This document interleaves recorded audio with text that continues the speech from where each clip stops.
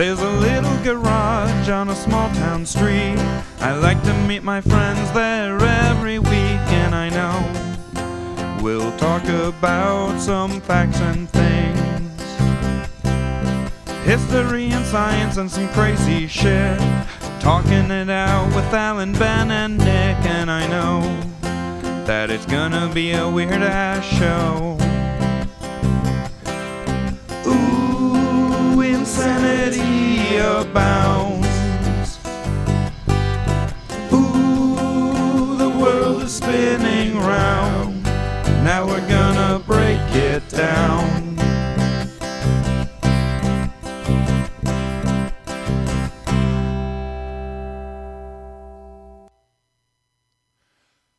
All right, thanks for joining us this week. We are Informed and Confused. I'm Ben. I'm Alan. And I'm Nick. And we definitely didn't fuck up this recording. Today we are going to be talking Star Wars again. If you caught us last time, you heard us discussing the original trilogy. This week we're going to be talking about the Prequel Trilogy. Misa thrilled? Misa thrilled. Yes. And as we did last week, we have few ground rules we've set. Just a few. Well, in all fairness, they also apply in the air and space as well. We need to be sure that we're covering all our bases in this franchise. But not underwater? Ah, shit, we're fucked. Someone amphibianized the rules. So here are rules for anyone watching, and we're going to go over them here real quick. Rule number 1, Alan. No expanded universe. Also connected to rule number 2, trilogies only. No video games, no books, no standalone movies like Solo or Rogue One, no cartoons. No comics, no trading cards, none of the extra stuff that Lucasfilm produced. We don't support. care that the biography on the back of the action figure tells you this. No one read it. Episodes 1 through 9, that is it. And for today, we are specifically focusing on episodes 1, 2, and 3. Prequel Trilogy, and that is it for supporting our arguments against each other. That brings us for rules 1 and 2. Number 3, the whole certain point of view line, we're only allowed to use that as an excuse to back up our argument once each. Yes. Because otherwise we'd just run around in circles being Obi-Wan all day. Yeah, no, we'd never stop doing Alec Guinness impressions. Mm-hmm. It would be a shit show. Right. I mean, it would still be 2 hours of content, just not good. Yeah. Rule number 4, force-based puns will be met with force. Indeed. Bonk. Mm-hmm. Rule number 5, no droids. We don't serve their kind here. Realistically, No. that means no checking our phones, no checking the internet, no going out to Wikipedia to back up our argument. We are strictly going by what we remember, what we perceived, and what we think. Fan versus fan proper. Mm-hmm. Yep. Rule number 6. No one gets to claim the high ground. None of us are right. We're all fans just arguing about a favorite series of movies. None of us are more right than anyone else. Yeah. None of us are experts. We're just 3 guys in a garage. Sitting in the cold, you know. Yeah. It's fine to argue about our opinions, but nobody can tell somebody else that, no, I'm absolutely right. You're just stupid. We're not going to do that. Yeah. Number 7, no disintegrations. We all want to leave this garage today when we're done. No killing each other. I mean, after the events on Tatooine, it had to be. I mean, some people just can't be controlled. Agreed. Indeed. And number 8, which we actually had to add halfway through last time because of Nick and I, stay on target. You got a mouse in your pocket named Nick? Are we telling him about the mouse? I thought we weren't telling him about the you named mouse. your friend after me. We can't talk about the mouse till next time. You're right. It's not in the trilogy. Not in this one, anyways. Yeah, no, we acknowledge we have a tendency to go off topic and ramble about other things. We're going to do our best not to do that. This is already going to be a long enough recording as it is. We don't need to make it any worse. Indeed. No, that'll be next time. Yeah. All right. So the way we're going to do this formatically is same as last time. We'll each go around. We'll do each movie one at a time, and we'll go around the table saying our favorite thing, our least favorite thing, and something about the movie we think doesn't get enough attention, either good or bad. Yeah. Good, bad, underrated. Right. Yeah. I guess I'll start us out as we delve way into the past to a Phantom Menace. I actually really like that title. I feel it's very evocative. It's actually a really strong title. As much as a lot of people didn't like it, it really was a strong title. But I'm just gonna jump out in front for this movie. There's only two good parts: lightsaber fight, pod race. You can skip everything in between. As far as I'm concerned, when it comes to the inherent Star Wars of the first movie, the only two things you really need is the pod race and the lightsaber fight. I have an argument to shatter that with my underrated. Well, and you will have your chance. But as far as I'm concerned, those were the highlights of the movie and all I really needed out of it.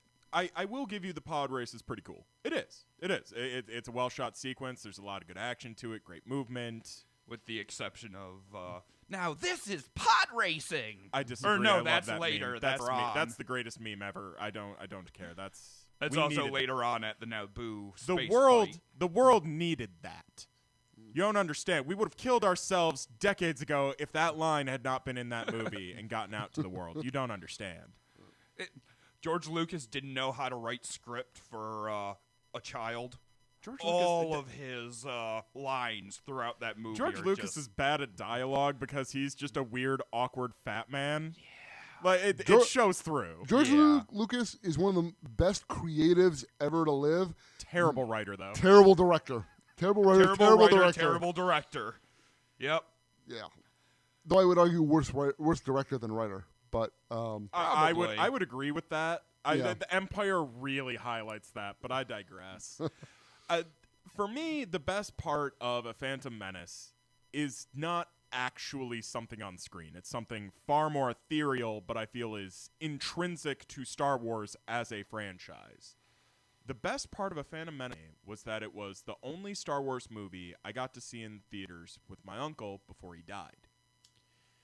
Just a briefest of background, my Uncle Mike used to take me to movies all the time. He lived with my family but was a long-haul trucker, so he'd be gone months at a time. And then when he'd come home, we would go to the movies every single day of the week. We would make an adventure out of it. The movies became this bigger, larger-than-life thing for me. And Star Wars is the biggest, most larger-than-life franchise there is. And I got that with someone that I loved infinitely and I knew loved me infinitely. And even to this day, I will put on A Phantom Menace and I'll be frustrated at, like, Jar Jar Binks. But then I'll tear up a little because I'll remember how good it was. Like, this was my favorite Star Wars movie when I was a kid. You could say he went down a path you couldn't follow. Yeah. Sorry, I'll take my pun beatings now. Because that was clearly a violation of number 4. Well, no. Yeah. This is a violation of number 8, but in a moment of seriousness. My uncle was a victim of depression. I won't get into the details beyond that, but if you ever struggle with mental health, please get help. People do care about you, and people do want you to still be here. And there are a number of support groups out there that are more than willing to help. Yeah. But for us. Yes. All right. What about you, Alan? What did you like about the first movie? After my downer, save the podcast. Yeah. Bring us back from the suicide prevention hotline, please. All right. My favorite moment from Phantom Menace is the obvious one, the lightsaber fight at the end. But I will say, just both of you already put that one up there, and to prove him wrong that those are not the only two.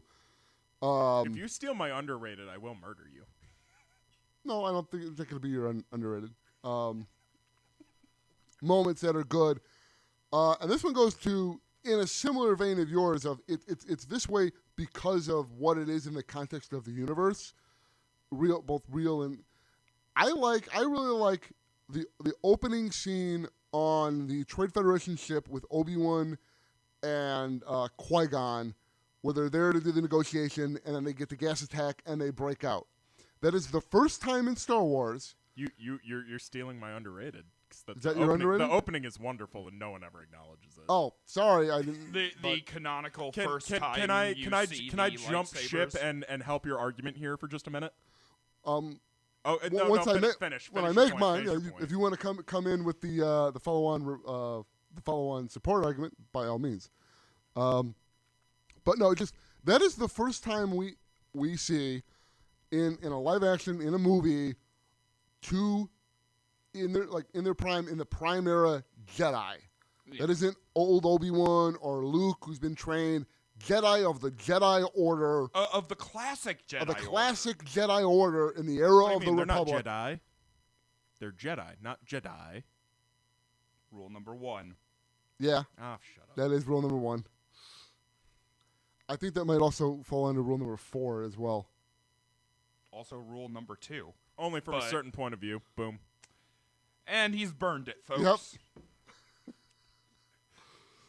At about the same time marker as the first time, too, which is really hilarious to me. Apparently, I had 10 minutes of patience in me today. Yeah, no, but... And it just also demonstrates, right off the gate how impressive Jedi are. Oh, and I will point out that when Obi-Wan and Qui-Gon first do the thing with the droids and the lightsabers, that is more space wizardy than we ever saw in the first series. Oh, yeah. I mean, you saw a bit of y'all fighting, are stealing my goddamn talking points. I have to All interrupt now. Go ahead, Nick. No one ever actually gives the opening credit, and I'm glad that you at least acknowledge that it's a good sequence, but people always talk about how shit Phantom Menace is, but the simple fact of the matter is, within about 10 minutes... The entirety of the universe has been explained, the stakes have been provided, your main characters have been established, and you are into the rising action for the rest of the fucking movie. Yeah. That setting is so textbook perfect. It highlights every Jedi ability, it highlights their role, it highlights that they're not some endlessly powerful organization either. They got ferried by third-party independent contractors because they don't own a ship to take them out there. They're reliant on others. They explain so much of the universe through basic context in a show-don't-tell format. Yep. It kicks the shit out of every single other Star Wars opening, bar none. I will point out the rather obvious flaw in the opening, though. That dioxins are just O2? Actually, I was going to point out that our education system does not prep the majority of the audience to know about, trade regulation and all of that shit that you would need to understand the what and the why. That's the movie. That plot line was in there for the adults. The laser swords were in there for the kids. Also, yeah, very much so. Also, I'll say that's the fault of the people watching, not the movie. Yeah. If you're too stupid to understand the well-crafted plot line in the movie, that's your problem, not the movies. Wow, we got a Lucas apologist over here. Oh, well, I can shit on Lucas with the best of them. I'm just saying. That's the thing. I don't know. You make it sound like it's an annual competition and just go poop on George Lucas like some sort of German scat festival. I don't know, Nick. I'm pretty sure in this fandom it is. Nick, I wouldn't call him a Lucas apologist. He's not really saying that. I mean, yes, he is saying that Lucas did no wrong in this specific case, but mind you, I'm also he's shitting on the audience than he is shitting on Lucas. Yeah. What you just implied was that the dumb. audience is too stupid to understand. I agree with that. George People are Lucas. fucking stupid. I agree with that. People are fucking stupid. Your average American is the dumbest motherfucker I've ever met. Yeah, no, that's just in general with movies and TV. That's a pet peeve of mine where people it's like, well, I didn't catch that. I didn't pick up on that. That must mean it's bad writing. No, you just didn't notice. No, bad That's writing. your problem, dude. Bad writing is if it was mentioned once in the first episode and becomes pivotal by the 12th. Yeah. That's bad writing. This is not bad writing. This is setup that does get delivered upon. Oh, definitely. And he doesn't actually, he doesn't say anything incorrect as far as the whole trade everything. And yes, as you pointed out, it was more in there for the adults than it was the kids. It was Lucas trying to give something for the people who watch his original films. Yeah. Lucas... Well, Oh, and I'm as sorry a about kid that. who watched Lucas that, thought they were fucking kid movies. yeah. Well, and as a kid who watched that, later on when I got old enough to realize that I didn't understand the Trade Federation bullshit, I actually went and looked up trade laws to understand it. All of a sudden, you figure out which president Lucas has voted for in the past 5 elections. Yeah. He's fine. I never had a problem with that. Mind you, I mean, I was what when this movie came out in what 99. 99, which I was 9 years old. I was 12, and I didn't have a problem with that. It was they're mad because they have to pay too much taxes. That was just familiar. Yeah. I'm an American. That was familiar. You're a Republican in a Republican family. Don't bring all of us into your canoe. But no, I will say when I was 11, it didn't matter to me any of that crap. All I cared about was the laser swords and, For me, it was the absolutely. adventure. Like, it didn't even matter what mode it took on. It was like, this is new. This is things I haven't seen. This is why I love movies. It lets me see shit that when would I ever see? For me, it was all about the space wizards. It was all about the fucking space wizards. For me, it was more, I guess, subtle is the wrong word. The biggest thing I remember watching this the first time was all the connections I was gonna see to the original movies. Okay, so yeah. So Obi-Wan's, he's an apprentice. How is he going to become a knight? And how is he going to be a the master? world building that went into it and the continuity that Anakin's he a built. kid. How is that relationship going to develop? I was the literal target age range for that movie. They were looking for 10 and under, and I was 9. Yeah. So, like, the action figures and everything at this point, always explaining who everyone was. Like, the one that in hindsight I laughed the fucking hardest about is the Leia action figure where it's like, Leia can't be in the prequels. Oh, she's like 20. But no, it was the Amidala that is like, no, before Leia we had this. It's like, this is not even remotely anything. And this is before they get into, like, the Padme Anakin thing, largely because he's 9 in this movie, and that would have been weird. Yeah. And she's 14. It's weird in the later movies. Okay. Hang Less on. so. I want to put Less so, but it's still I weird. am fully there for an episode 2. Young, 19-year-old Anakin at that point? 18. I 18. believe. Okay. Yeah. Okay, 18. He's a space adult. He can make his own decisions now. Getting with a girl in her early to mid 20s? 23. No, dude, that's what I was She trying would to have do. been 23 at that point. That's what There's I was trying to do. a 5-year difference. That's what I was trying to do at 18. That's what I applaud an 18-year-old to do. Well, and let me point out, I mean, my parents are 7 years apart. My grandparents are 11 years apart. my parents- They're only 5 years apart. my That's parents are not- 8 The years only apart. reason people have an issue is because they try to seed the beginning of it when he's 9 and she's 14. Well, that's where the weirdness comes in, is that they knew each other when they were those younger ages. She is in bed. I was going to say, one of my good friends recently married a guy she's known since elementary school. If I may, and It this happens. and this is Lifelong a- loves do occur. And this is a meaningful argument because Lucas took heavy inspiration from Japanese storytelling and myths. Anime. The childhood friend character Kurosawa's is a floating standard, castle. Howl's Moving Castle. No. Howl's Moving Castle. Kurosawa's a director. Howl's Moving Kurosawa- Castle Rule is a 8, Studio Rule Ghibli 8, movie made by Rule Hayao 8, Miyazaki. Rule 8.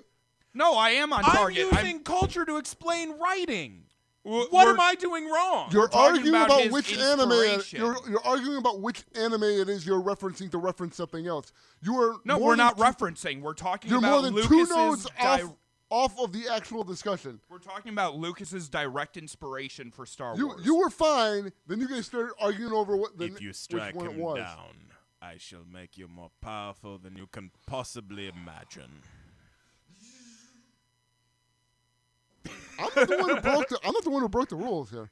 No, but 2/3 majority. Technically, neither did we, because we were talking directly about Lucas. Yeah, no, I'm just trying to correct him from sounding stupid on the internet when he starts confusing a director with a film made by a different director. Hey, I'm not allowed to use my droids. You said I had to do That's this all. from That's memory, all I was and my clearing up. memory That it is bad. Howl's Moving Castle. Kurosawa's a director, and the actual movie was made by Studio Ghibli and the legend Hayao Miyazaki. I'm done. Well, that's not how it manifested. It manifested as blah, blah, blah, blah, blah, blah, blah, blah, blah, blah, blah, blah, blah, blah, blah, blah. That's what you From heard. my end. No, that's what you heard because you don't respect us, clearly. Well, that's what's coming through. That's what's coming through the mic. So Stay on target, Alan. You know what really sucks about this movie? If you Jar Jar Binks. Yeah. Jar Jar Binks was something that his children found entertaining. Do you want to know what's worse than Jar Jar Binks? Because Jar Jar Binks is not my worst. The way they treat Amidala Nope. through it? Oh. Nope. Is it mine? It might be. I'm the one who made this terrible for you and made it unavoidable. The Gungan thing? Yeah, that's mine. Yeah. Yes. Boss Nass is just disgusting and random and meaningless. See, to this day, I still find Boss Nass hilarious, so I will be the outlier there. It's funny, but it does not belong in that fucking movie. No, see, I'm the reverse there. Boss Nass bothers the shit out of me. I hate that. Jar Jar has never bothered me. I get why people find him annoying, but I have never had this seething dislike. I don't hate that Jar other Jar. people do. I do find him annoying and extraneous to the plot of the first movie. I didn't notice him as a kid. It's when I bought copies again as an adult and rewatched it years later that I was like, why is this in my fucking movie? It literally went from my favorite movie to the bottom of the pile in an instant, slogging through the Jar Jar scenes. Just because of the new context. Well, it was a them. shock because I remembered him being in the movie, but I didn't remember him being so obtrusive and awkward in every scene. That was the issue. It's not that Jar Jar's a bad character or that the actor didn't do a good job. The character's poorly written and poorly implemented. The actor did the best they could with what was given, and that's evident from what's on screen. And as I've already said, he was completely extraneous to the plot. Yeah. Until the second movie. But by that point, it felt like they were justifying him. Yeah, no, that's what it felt like to me. I've always thought it was an ad hoc It felt like thing. they were justifying his existence by finally throwing him a bone and giving him something to do. Yeah. It couldn't have been Bale. He's in the Senate. Right. Well, I have my whole other issue with the Bail Organa. Yeah. Is it that he's white in the original and he's very much not later on? Because I actually think they did a better job casting him the second time. I do draw issue with the fact that he had actors change, but did he? Yeah. He's an old fucking man in Star Wars. In the first movie, he's played by a different actor than he is in Attack of the Clones. Old fat white man with a beard. Leia runs up to him saying, "Father, father." That's Bale, her adopted father. Whoa. No, that. Whoa. If you're talking about the original trilogy, that's General Dodonna. That is not Bail Organa. Bail Organa is dead at that point. Yeah, Bail Organa dies when they blow up Alderaan. Yeah.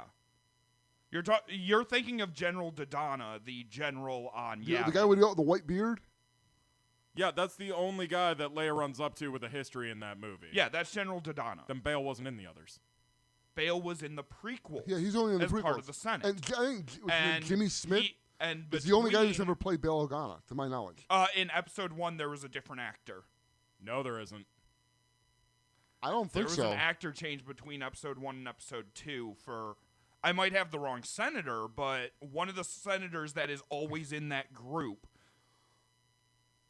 I'm starting to regret this no droids thing. This is starting to stab us. Yeah, well, that's... Well, I think at this point we just have to move on because none of us will know because we're all remembering differently. I know, but okay. You know what you believe. Only Siths deal in absolutes. I didn't say I knew absolutely. I just said I knew. That feels a little like breaking one of the rules. I was going to say, the border's not breaking rule number 6, but... That feels very Sithy. It feels very rule number 6. That's got big Sith energy right there. Well, there's no rule against being a Sith, so... So we were going to move on here. Let's talk about things that are rather innocuous. From okay, we didn't actually... I tried... No. I tried to force it to shit that was bad because we were just arguing with each other. No, I thought we were on the things we didn't like. Well, he mentioned Jar Jar, and then we just started talking about Jar Jar. Yeah. You and I never actually said anything. Okay, Alan, what didn't you like we about haven't the made first content yet. Well, The pick part of that movie I like the least. Well, you already said that, so Yeah. I don't have anything to say about those scenes. Just Boss Nass is an ugly and awful creation. that moment is just does not need to be there. It's stupid. It doesn't add anything. It makes the Gungans look even more like idiots than Jar Jar already does. Yep. You know, it's None of the Gungans look competent, which is really upsetting in hindsight. it reinforces all of the negative stereotyping that happened. There's a reason previously with Phantom Jar Menace Jar. got called racist. Like, there are flat out legit reasons for Yeah. it. Do I think Lucas was trying to be a dick on purpose? No, I think he's just out of fucking touch. That was just the way he saw things. It's at like that when a point. 9-year-old says, or a 90-year-old says colored. You shouldn't have done that, but I'm not going to fight you over it. Or like talking to someone in any country other than America and trying to call them African American. I actually find that one hilarious. You're right. But I genuinely find that one funny because even the person who's being called an African American who is not Recognizes you're trying, yeah, but it's you're just wrong. Well, no, they just have to look back at you like, how fucking dumb are you? Right. That's exactly how I feel about it. So I get to commiserate with the person who's going through the shitty thing, and I get to feel slightly better at that point because, like, then we're sharing this thing collectively as humans. That's what it's all about, ain't it? That's why we're recording words and putting them out on the internet to just throw them at strangers, aren't we? Aren't we? Kinda. Shared human experience is the entire point. all right. If I had to pick Anyways. one, I'd probably say Anakin's role in the ending. The fact that it's Him Anakin who solo blows up. blowing up the whole control He, ship. he basically Jar Presses Jars. random He buttons Jar and Jars it. wins. He basically Jar Jars it. At least they established that's Jar Jar's character. And then also gave us the Darth Jar Jar theory. So, you know. See, I've always imagined that the whole end scene there, Anakin's not the one actually piloting it. R2 is. R2 is a mechanic and a pilot. Probably. Like, when you get down to it, the Probably. kid pushing buttons in the cockpit that he's never before sat in. R2's just sitting back there like, they scrap robots that let children die. They scrap them! Yeah, it makes so much more sense for R2 having been the one who actually did that. Yet again, proving. Yeah, give the kid the ability to pull the trigger, but I mean, R2 flew the ship, I R2 think, did the I targeting. think that's a lucky coincidence. I don't think... Yet again, proving that R2D2 is the most important character in Star Wars. Yes. Yeah. I don't believe that was ever an argument. Through all 9 of the movies. Yeah, Star Wars is the story of R2D2. Everyone knows this. Yeah. Skywalkers just happen to be around because they happen to be his owners. Literally, one of only 2 characters to appear in every single film. Yes. Mm-hmm. Which raises a question I don't think has been asked enough. When are we getting the R2D2 origin story movie? How did he end Stay up on target, Alan. Trilogies only. I mean, in episode... Stay on target. Trilogies only. Episode 1. That's the one we're talking about, yes? Yes? Okay. No Episode 1. justifying origins. When you first meet R2D2, he comes out of the shed on the royal ship with like 6 other droids.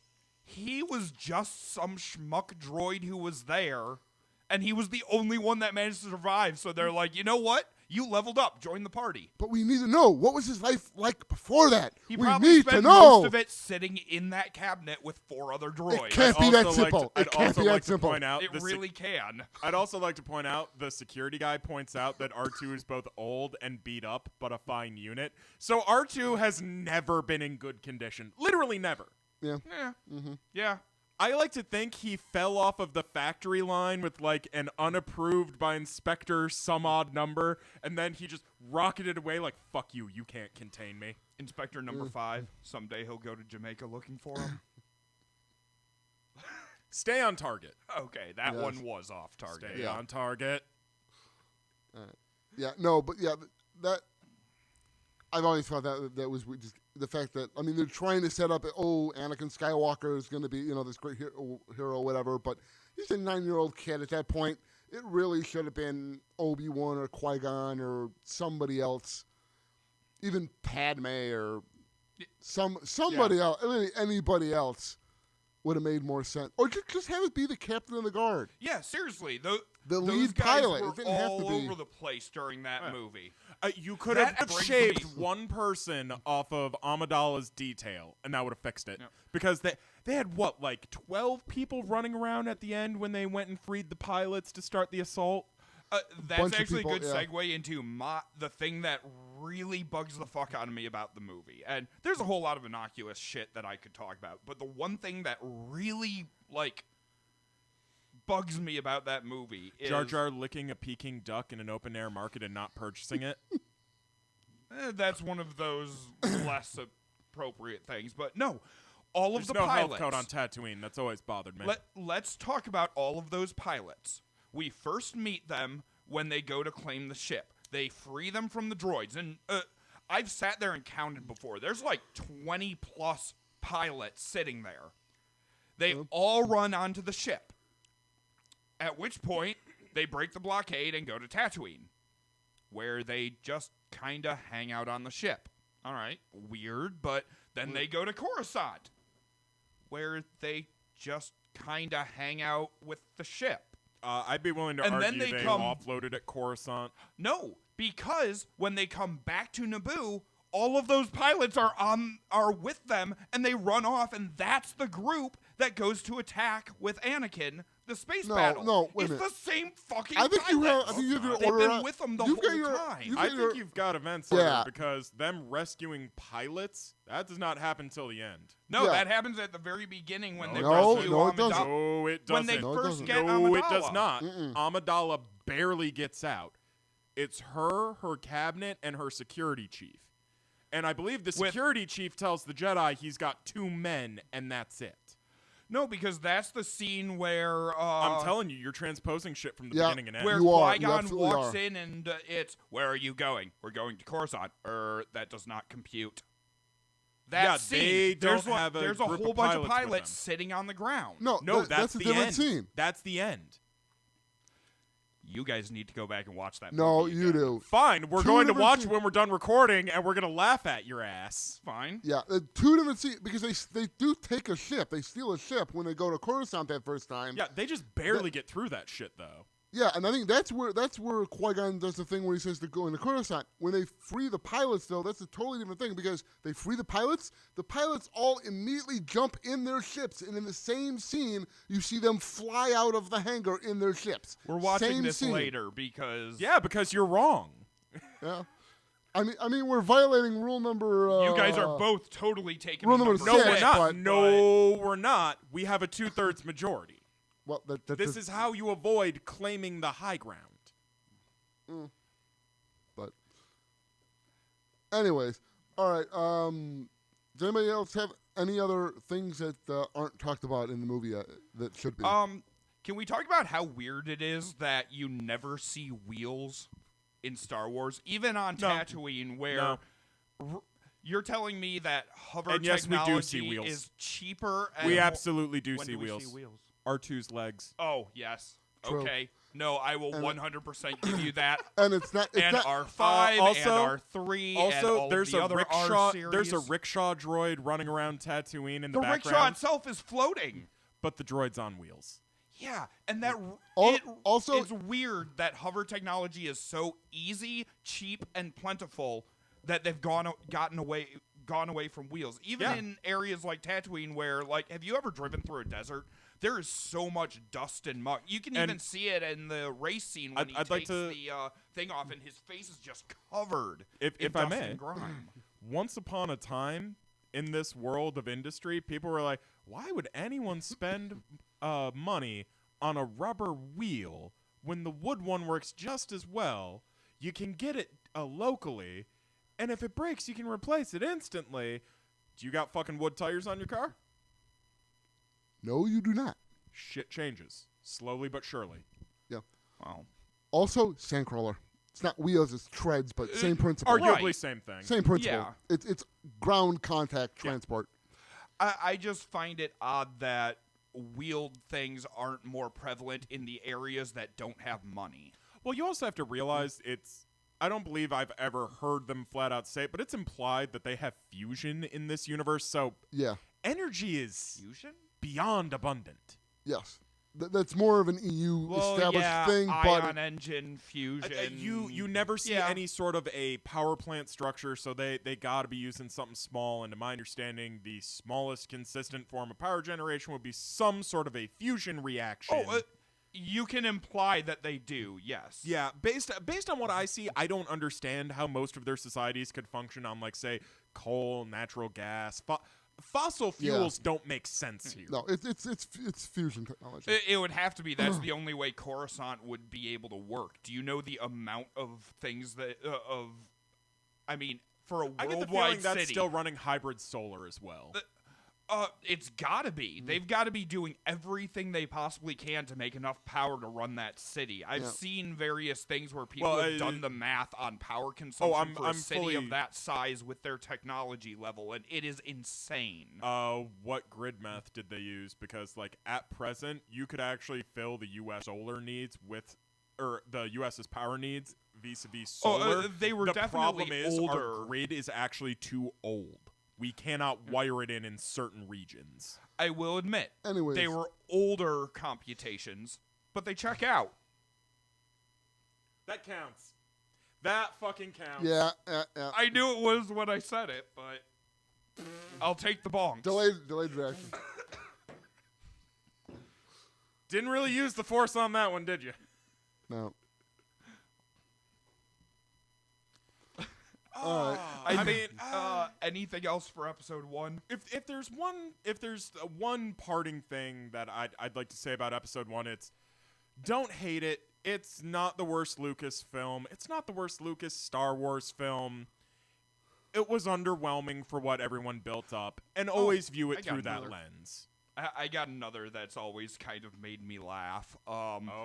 The fact that their power facility, that maybe it's a fusion power facility, whatever, this high-powered power facility in Theed is right next to the palace. Yeah. Like, this massive amount of power, which, if something accidentally goes wrong, creates massive explosions, is right next to your seat of government. That doesn't seem very intelligent. You'd think you'd put them away from each other. It's fine. No, if you put them farther away, that's more time and energy to actually get the power to you. And if you are trying to project strength, confidence, and competency, nothing can go wrong. It's right here. We're keeping an eye on it. But when that power facility goes Chernobyl and destroys your entire seat of government because they're next door, it just doesn't seem Don't worry. Don't worry. It's only reading 3 Rontgen. We're fine. All right, All right, two things. Number one, if it's a fusion reactors can't go Chernobyl. The physics don't work that way. Chernobyl. Number All two, I know is that they were nuclear, and I fully don't understand them beyond that. Chernobyl was fission versus fusion. It was They're a much bad safer. metaphor. One of the reasons we want to use them, they're much safer than fission reactors. To my understanding, the byproduct of fusion is water because it's fucking with hydrogen. No, helium. Oh, okay. My mistake. You're fusing 2 hydrogen molecules to make helium. Okay. Like I said, not up to date on the science with this in any regard. Anyways, that's second. Also, so yeah, they're much safer. Also, the other point was crap. It's okay. This happens to me all the time. What was I gonna say? I find my issue with the municipality of putting your power next to your seat of government. Going along with what he said, it makes sense to have it in the centralized location in your municipality for distance reasons, which is also where your palace would be. And if it's protected well enough, there shouldn't be a risk of... We're only about, 80 miles to the nuclear plant down south of us?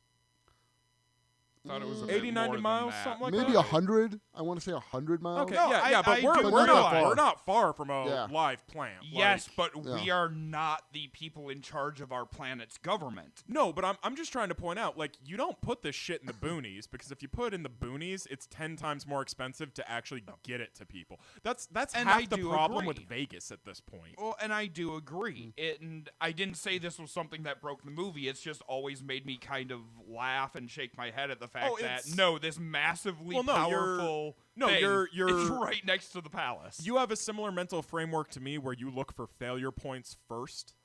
Yes.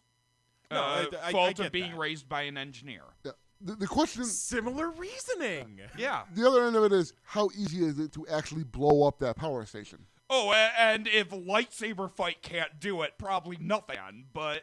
Yeah, I would imagine their level of tech, it's not an easy thing to do. Yeah. And also, no, but that hallway with all of the barriers is just makes me crack up every time. Why is it that redundant? Also, just as a side thing culturally, and this is a real world point that's nothing to do with Star Wars, go ahead and get the hits in before I even say it. Let's hear it first. It may be pertinent.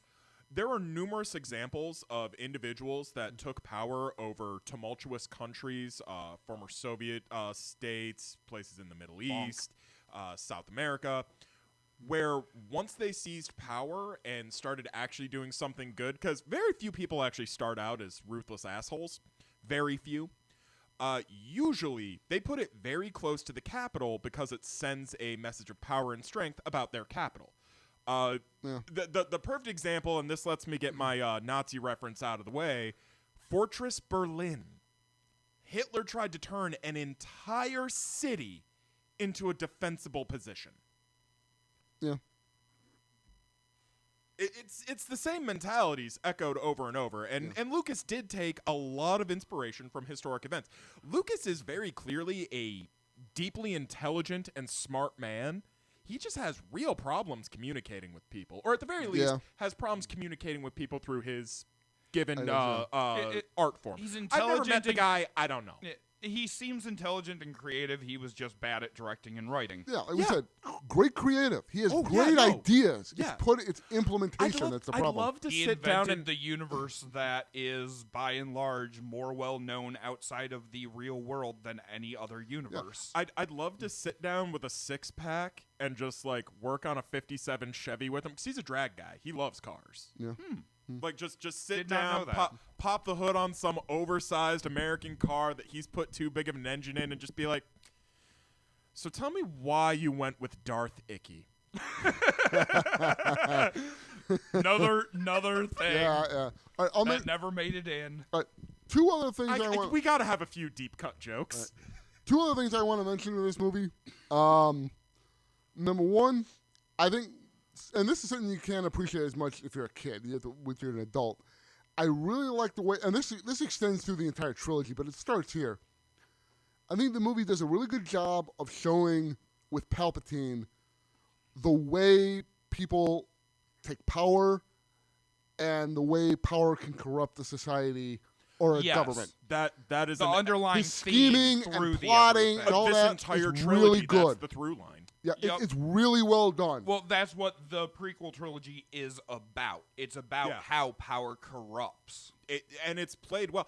It is None of us brought up magnificently well. Palpatine throughout this. I was going to And that bring him up speaks- next That movie. speaks to how well and underplayed the role was. He barely showed up in the first one. As it should have Yeah. been. He was introduced as a character, but as a minor character, and it definitely built into the storytelling for the trilogy as a whole. Yeah. There's a reason so many people love Palpatine as a character. I honestly think Palpatine, in terms of like writing staff, directors, even the actor that was chosen, more love has gone into the construction of Palpatine's character and narrative than I think any other character. Any of the Skywalkers, He is better He protagonists. is more filled out through the 9 movies than any other character in the universe. He's more fucking relatable, even. Like Yeah. that's the crazy part. Yeah. Well, in some ways, it is his story. Very much so. It is his story all the way calling it through. the Skywalker saga is very misleading. Well, I've they're always both hated accurate. that designation. I feel it's disingenuous to the ideas of the franchise. I don't like when people try If anything, to it's the compartmentalize it that way. Palpatine saga or the R2 saga.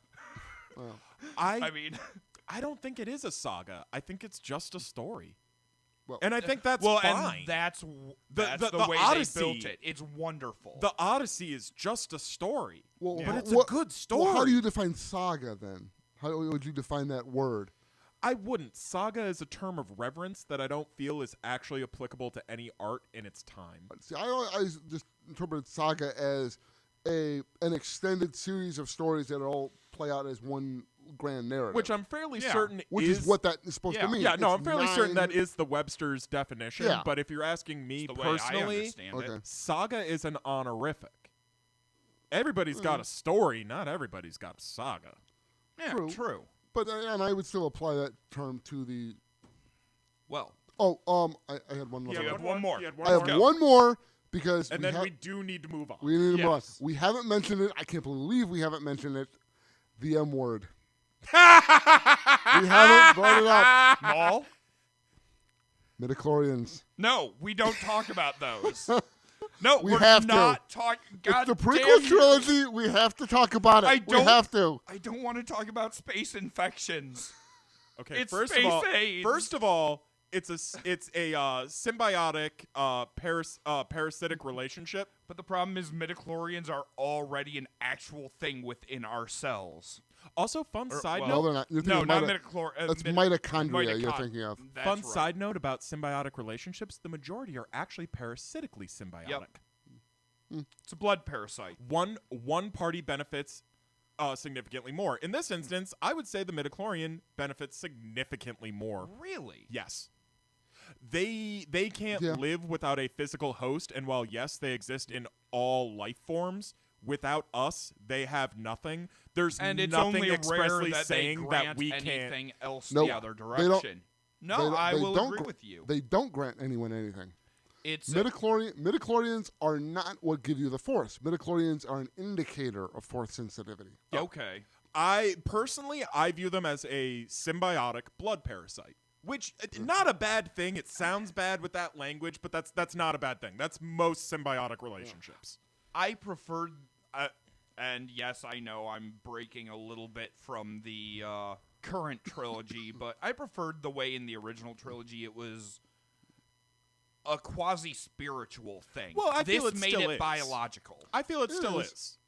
Well, because the midichlorians are simply life forms reacting to the force, same as a human being does. Yeah. That's all it is. It just gave it a biological slant that I wasn't entirely comfortable with. You even wanted at the time. mystery to remain. You didn't need the explanation. No, I understand. I wanted that. it to be pure magic. No, and with this addition of the midichlorian element, it no longer became magic. Now it has a biological theme. No, I may not be able to explain biologically how it did it, but it's because of this biological foundation. And that just... It didn't break anything for me. I just was a little disappointed. Yeah, no, it's the demystification. It's a little less fun. No, I understand the complaint.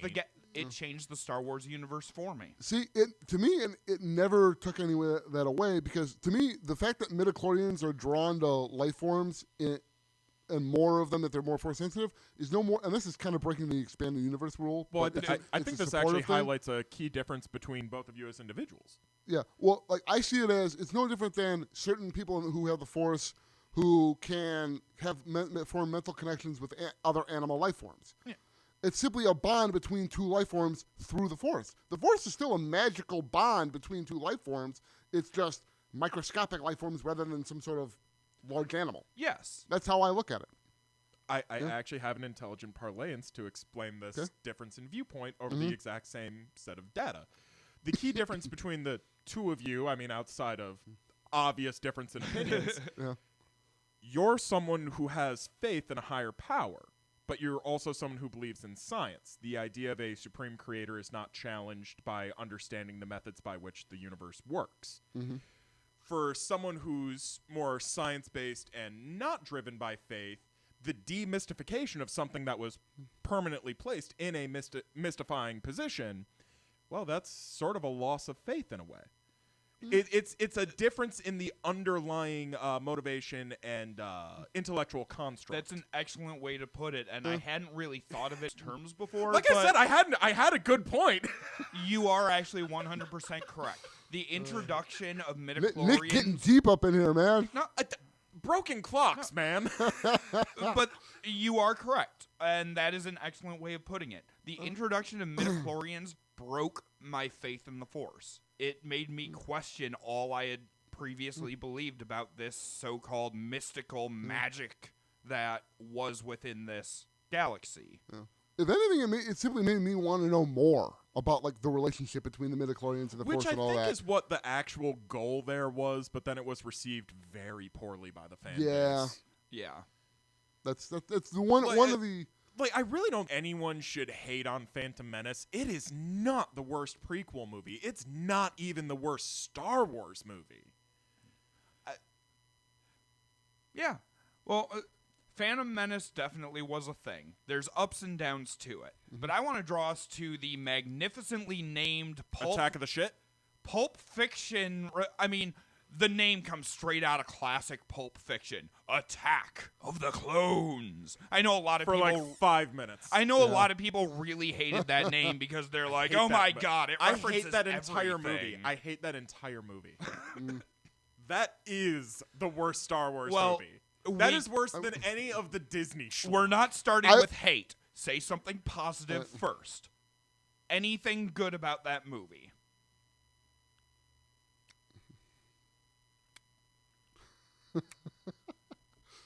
I liked how shiny the clone troopers' helmets were. I actually really like that whole scene where you see the clones through the labs growing from infant to adult, doing the studying in blocks. Bad jokes aside, the clone facility was magnificent. Bad jokes aside, what I will say, Episode 2 did better than a lot of the other films in general, including the other trilogies. It did a very good job with setting. When you're on Geonosis, it feels radically different. The time spent on Naboo, I could skip for a variety of reasons. Partially because I didn't find any of those environments very engaging visually. The planet Naboo but bothers Coruscant, me so much geologically. well, how great it is shouldn't Naboo. exist. It is essentially a sponge. how great is the chase scene through Coruscant, moving through that environment, and you don't lose track of where anyone is in that environment, and that's very hard in an action sequence. Episode 2 did a very, very good job with its environments. Yeah. True. Well, everything beyond that, where I can be like, that was cool, there's 3 things that drag it down. But that is the one thing that I cannot assault because it was done exceptionally. Well, and that actually brings me to the one thing I think that this movie did better than any other, and I think it's because of the amount of time they spend on Coruscant, but the presence of advertising and advertisements. Oh, you never see anywhere else. That was I great too. love all the sports in the bar. I love the sports on the TVs in the bar. Well, and that's one of the things that really helps immerse myself really into the universe once again. They did so good with the environment. Presence of advertisements. You didn't see it in Cloud City. You never saw it on Tatooine. I mean, what are they going to advertise on Tatooine? Let's be honest. Everyone has the same sand hut.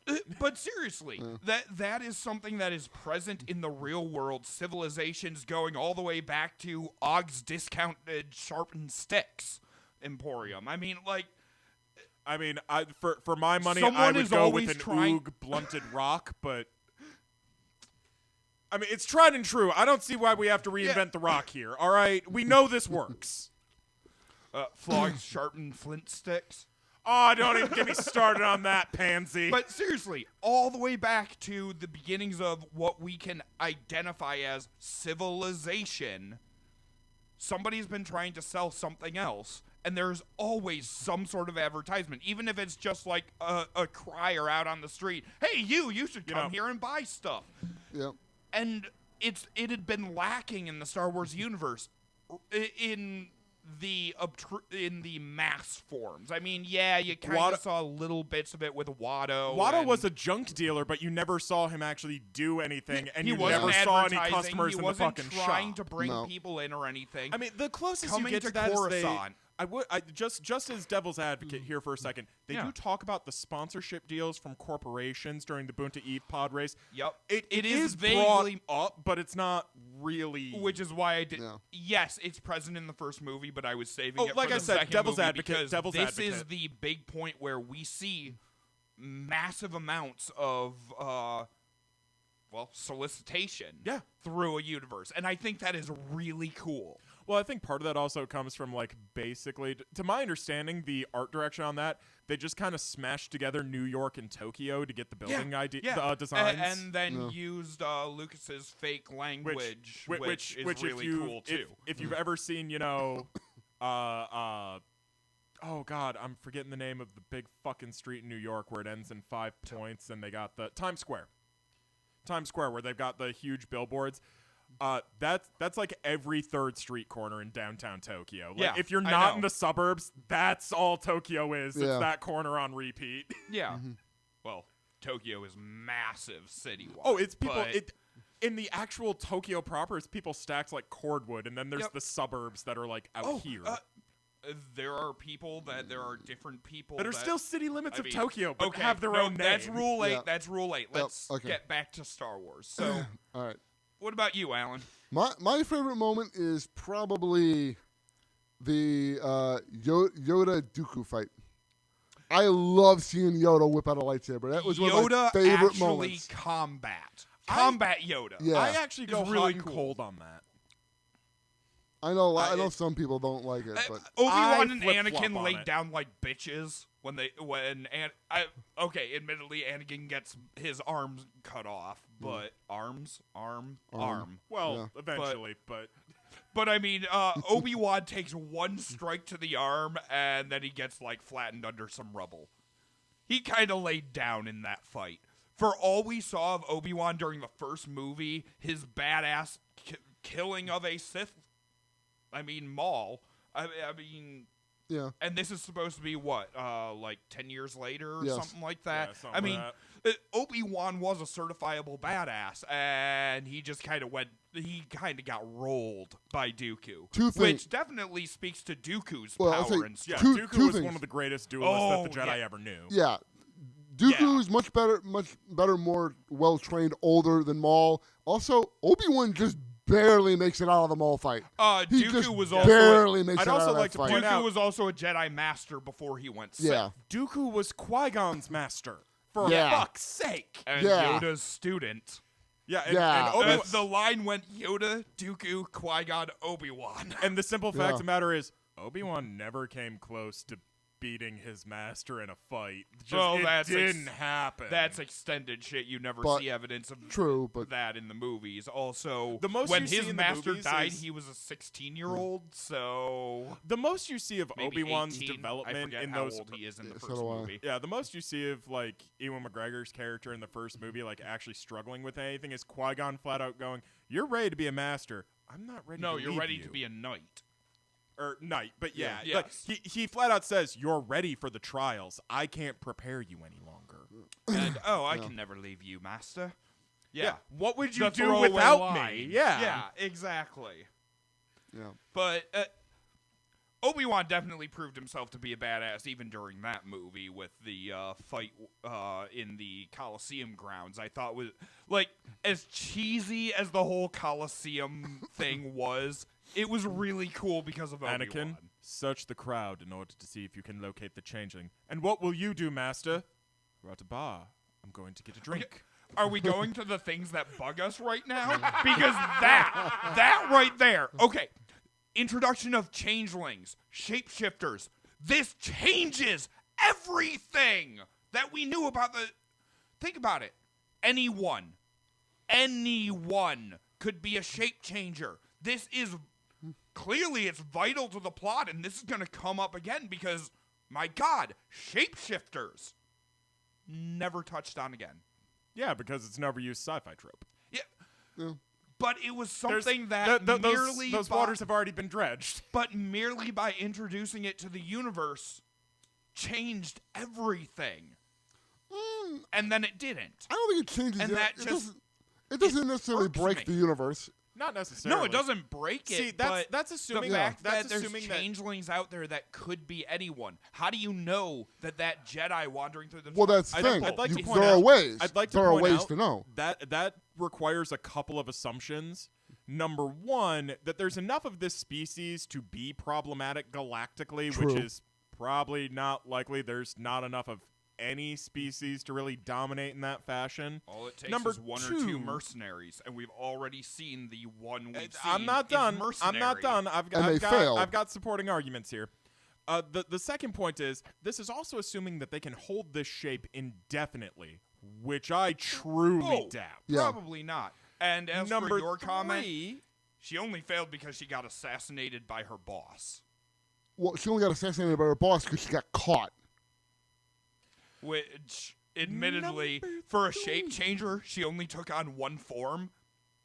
Realistically, why would a shape changer go into the bar and change their shape? Maybe because they can't do it more than one form at a time. Maybe it takes too much effort. You're making assumptions. There could That's be the point. severe limitations on the class. Number 3, if bugs it's me. only a surface level transportation and they still have an independently evolved independently evolved organ system, a basic scan would reveal them immediately. Oh, definitely. Also, they wouldn't. There is so much technology in this universe to get around this, and the possible failure points on a biological ability to fucking begin with, it changes nothing. Is it something you'd be on guard for? Maybe, but the odds are like the same as getting your identity stolen. It's like winning a shitty lottery. It just bugs me that it's an element they introduced that never shows up ever again. That could speak to how biologically rare their species is. Perhaps not every member of their species has the ability. It could be a rare talent. Maybe. Yes. I don't know if this Could is be even a genetic anomaly. I don't know if this is even addressed in the extended universe at all. I've never heard this addressed, but maybe it's not even a species thing at all. Maybe it's artificial. It's a genetic augment. Yeah. Yeah, maybe it's artificial. It could be a genetic anomaly or something like that. Like maybe it's an illegal surgery, so the actual odds of it are super rare. Possibly. But as you said, at least in the... And yes, I know breaking rule number 1, but Legends universe never does anything with it. Nor the new canon either. But literally, it is in that movie, and it is never addressed anywhere else ever again. I simply read that as evidence that it's, like you said, it's not that big of a thing in that universe. You know what else is brought that up is in one evidence movie and never of addressed it not again? being a big You thing. asked me to say something that I didn't like about this movie. That's it. You know what's brought up once and never brought up again? The lifestyle choices of Wampas. True. There's a lot of things that are brought up once and never mentioned again in the movies. They would be much longer if they explained everything. I mean, that's what Lucas was going for. But again, that's what there was more in deleted scenes. There's more in the Legends universe. Other people expanded out beyond the trilogies. This is one of those things that nobody ever did. Yeah, well, and it just... because it's always it's an entire galaxy's worth of shit. You can't. I know. We haven't been alive long enough for everybody at all to be expanded. It's amazing we have what we have. But agreed. But you asked for something and I gave. Yeah. All right. Well, anyways, I will. My thing for least favorite is just straight up, flat out, the entire dynamic between Anakin and Padme. Yeah, one of the worst romances. No chemistry. I don't like sand. Shit dialogue. The log. It's brown and made out of wood, and it emotes better than Hayden Christensen in that movie. I actually really like the fan theory that Anakin was essentially using the Force to alter her mind to force her into that relationship. I don't disagree with that theory. I think it's really thin, but... I don't like that theory. It does things to Anakin's character I just don't like. It's things that you killing mean Darth younglings Vader don't. didn't? Well, but that he was kind of shitty all the way from the beginning. Are you an angel? And can we talk about the deleted scene where he kills Greedo the First as a child? What? Yeah, there's a deleted scene where he gets into a fight with a Rodian child who is supposed to be Greedo, and then later, because they figured out the species time, they decided that was Greedo the First or whatever. But when the scene cuts, the Rodian child is laying still on the ground, and Anakin had just been sitting on him, pummeling him. He could be knocked out. You don't know. Well, and that's the... But... No, after the... it's a deleted scene after the pod race, and apparently... Well, you know that's a traditional Rodian greeting. Qui-Gon walks into the middle of it, where... and there's some sort of insult thrown by the Rhodian boy, and Anakin just jumps on him and starts pummeling him. That just sounds like two young boys fighting. Oh, very much so. That's just life. That's very much so. That's not murder. If he had a smoking blaster in his hand, I'd be worried. But clearly, he's a violent person, even from the very beginning. And that kind of thing only grows. Well, there's a difference between having a temper and basically the woman who you loved to mind-roofing a woman. Yeah, that's a whole nother level of fucked up. Oh, it definitely is. And it establishes Anakin as just a shit human being, as opposed to someone who was fundamentally good, but due to his own flaws, fell to darkness and was later redeemed. So, part of that fan theory also goes back to the fact that there's a very good chance that Padme and Obi-Wan had a little on the side going because they were very close in age and were very. I don't like that theory either. But again, fan theories and not what we see in the actual film. It's gross. Yeah, no, but yeah. I still think Anakin's an asshole for pretending to get hurt. Like, that is just the dickish thing, the most dickish thing he could have done. Oh, when he's riding the shock? Yeah, and he pretends to get trampled by it. You asshole. He was testing to see how much she cared. That's the problem. I know. You know what the biggest tragedy of that whole... I don't issue tests to make sure that you guys aren't going to stab me in the back. I take it at face value. You'll stab me in the front when the time comes. No, but really? I've done tests to ensure that. Why do you think there's a stick knife over there? Every time you don't reach for it, you reinforce my because belief. the meth heads that used to use this garage got very creative one day. And then left their shit. Yeah. They had other stick knives. That was the rusty one. Yeah. And the cops didn't give them the time to pack after when they raided the place. Oh. No, but I love that this is now canon for our show too. Yeah, it's on record. Yep. All right. But no, digital, if not wax. Digital wax. To me, the biggest tragedy of that whole romance Be a computer virus's ear funk. between Anakin and Padme is that both Hayden Christensen and Natalie Portman are really good actors when they're properly directed. They're both excellent. Shit. Dude, okay, this kills me. Do you know what Hayden Christensen's doing now? He can't get work as an actor. He's fucking doing construction work. He's a blue-collar labor. Really? Yes. Damn, man. Same thing happened to him as happened to Mark Hamill. After the movies, he just could not get work on screen because he'd been typecast. Mark Hamill did all right. His career. Mark Hamill, by like the late 80s, early 90s, figured out what the fuck his role in the industry was. Voice acting was what saved him. But he always really had couldn't tremendous make it back range. on screen. Always had tremendous range. There are people out there, there are kids out there who know Mark Hamill for his voice work more than they do for the Star Joker. Wars. Yeah. Yeah, his single most iconic role outside of Luke Skywalker is as the Joker. Oh, yeah. His voice acting work is phenomenal, but... So you're what passes for the Batman these days. I do say I miss the cape, and the ears could use a mere cut. I fucking butchered it doesn't matter. Yeah. But... Yeah, no, Hayden Christensen just couldn't get work after that because of the negative publicity for what realistically he had no control over. Yeah. That was not his fault. He did his lines as they were given. Or not Looper, Jumper. He's fucking fantastic in that. I'm still pissed that didn't get a sequel because that had Hayden Christensen and Samuel L. Jackson. Yeah, that was a good movie. But Rule 8. Yeah. Hey, I pointed out that it was another Star Wars actor, fucking Mace Windu, for the win. Yeah. Oh my God! No, it never showed up on screen. I absolutely love Mace Windu's lightsaber, the first purple lightsaber we ever see. Entirely because he went to George Lucas. Can mine be purple? Sure. What we never see and what was established outside of was his droid is also that same shade of purple.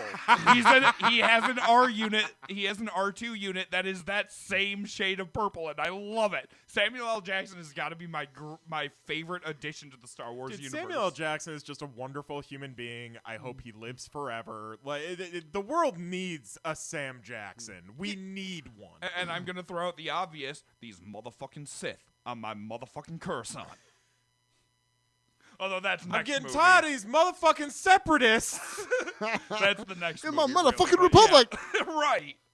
I love Samuel L. Jackson as What ain't no system Mace I ever heard Windu. of? They speak common and what? You mean basic? Basic. Oh, basic. I'm sorry. You're right. Same difference when you get down to it. Common motherfucker, what is that? I don't know no language called common Say motherfucker. what again, Nerf herder? I dare you. Say Nerf. So join us for our next episode, Samuel L. Jackson in his entirety. Oh, dude, every now and then I break him by, like, proposing movies and recasting them with, like, golden era actors. Okay, right. so back to Attack of the Clones. Things that are Well, I think underrated we or not talked about. Did we get through all of our hates?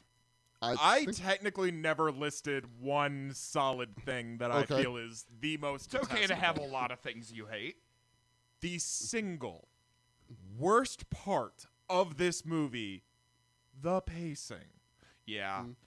Nothing happens after the chase sequence at the beginning for like an hour of screen time. The closest we get All to the an way up important till event. Geonosis. The closest we get to an important event is on Camino, and even then, that's an exposition dump. They throw us an action scene as a bone with Obi-Wan and Jango, but that entire planet I'm also is an going to exposition point dump. out the Slaughter of the Sand People.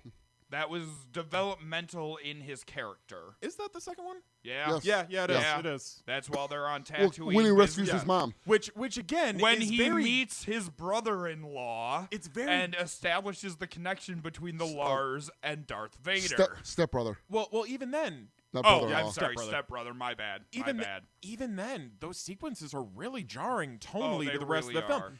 And again, until you're in that last half hour on Geonosis, nothing.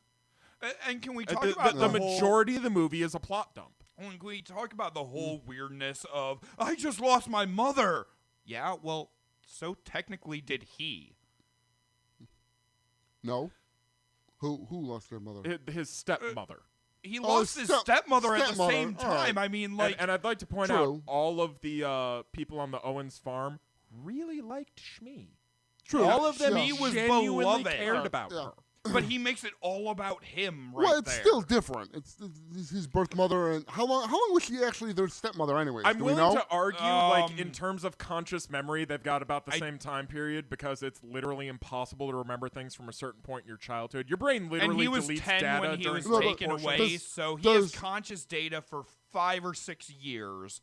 And there's a 10-year gap, and we don't know exactly when I Lars believe- bought her and freed her. I believe they establish it's somewhere in a 4 to 5 year time range because it starts with buying her as a slave, releasing her within a year, and then I then believe marrying I her. believe Owen Sr. makes a comment about they had been married for 3 years at that point. Okay. And I'm assuming All right, so we marriage have- did not follow immediately after freeing. I believe there would be a would've been gap some in there. gap. Okay, so it's a few years. All right. Realistically, she'd been around their farm and a beloved character for probably about the same amount of time as Anakin remembers having her as a mother. It's impossible to quantify loss on an individual level, True. so I mean, No, yeah. I'm just saying he's not. That I don't see that as him being selfish because that is his mother, and he never had a father who either. he never bothered to go check on in the last Presumably- 10 years. Presumably, He Owen didn't even had know a mother. where she was. anyone else convinced that Shmi was raped and just really stuck to her story? Anyone else? No, I think it's the same as Virgin Mary. It's like, nah, No. you got raped and you're just trying to not get beat to death by your husband. I respect what you're doing and I don't fault you for it, but god damn it. Yeah, there's a massive fan theory that she was raped by Palpatine at some point. But I'd be willing to believe it. that, again, brings things back into weird fan theories The and whole, stuff. well, so that, we're not that covers going the there. whole chosen one thing, which we haven't touched on. Yeah, but- we're not going there. Yeah. I'm still not convinced he is because he defies the prophecy repeatedly. I've always figured the chosen Depends one. on how you read the prophecy. There's two readings of it, and I've always just figured that the prophecy is just that it's a prophecy, no difference than any other prophecy, and they all believed it was right, but it never was. It's just a prophecy that doesn't mean jack shit at the end of the day. Well, that just speaks to prophetic reasoning being bullshit. Yeah, it's a prophecy. Prophecies and are all worded wrong. vaguely for a reason. People keep believing first it's Anakin, then it's Luke, then maybe it's Rey, then maybe it's somebody else. Who knows? It's just a prophecy that doesn't actually apply to anybody. I tend to like the reading of the prophecy that he was meant to bring the balance of the Force. When we end Episode 3, there are 2 Jedi and 2 Sith. That's the way I've always read it and the way I'll go forward with it, but I also acknowledge that is exactly the opposite of what Lucas intended the prophecy to be when he wrote it. If there's any one thing in the entire... There is another. It's always another. Yeah, if there's anything in the entire trilogy conceptually that I don't like, it's that. I don't think there's ever should have been a chosen one thing. The It wasn't necessary. Yeah, it wasn't it necessary. feels very shoehorned, especially in hindsight. It creates more problems than it solves. It doesn't solve any problems. It just creates them. Cut to footage of the making of Star Wars. Well, I admit it's a problem, but we can't really do anything about it because we made it foundational. What, George? Anakin was a big enough of a thing just by being the Jedi who betrayed the Order and the Republic and helped the Emperor hunt down the other Jedi. That was big enough. Solid argument enough. Yeah. There's a solid argument to be made that Vader did not betray the Republic, but merely the Jedi. There's arguments to be had. Well, they transformed True. the Republic into the Empire, but he was always for the seat of government and the safe control of the people. Yes, that got twisted and buried a bit when he turned Vader, but that's getting into this is other more discussion things. for the next movie, but I will bring it up now just to sort of steer us back into a controlled region.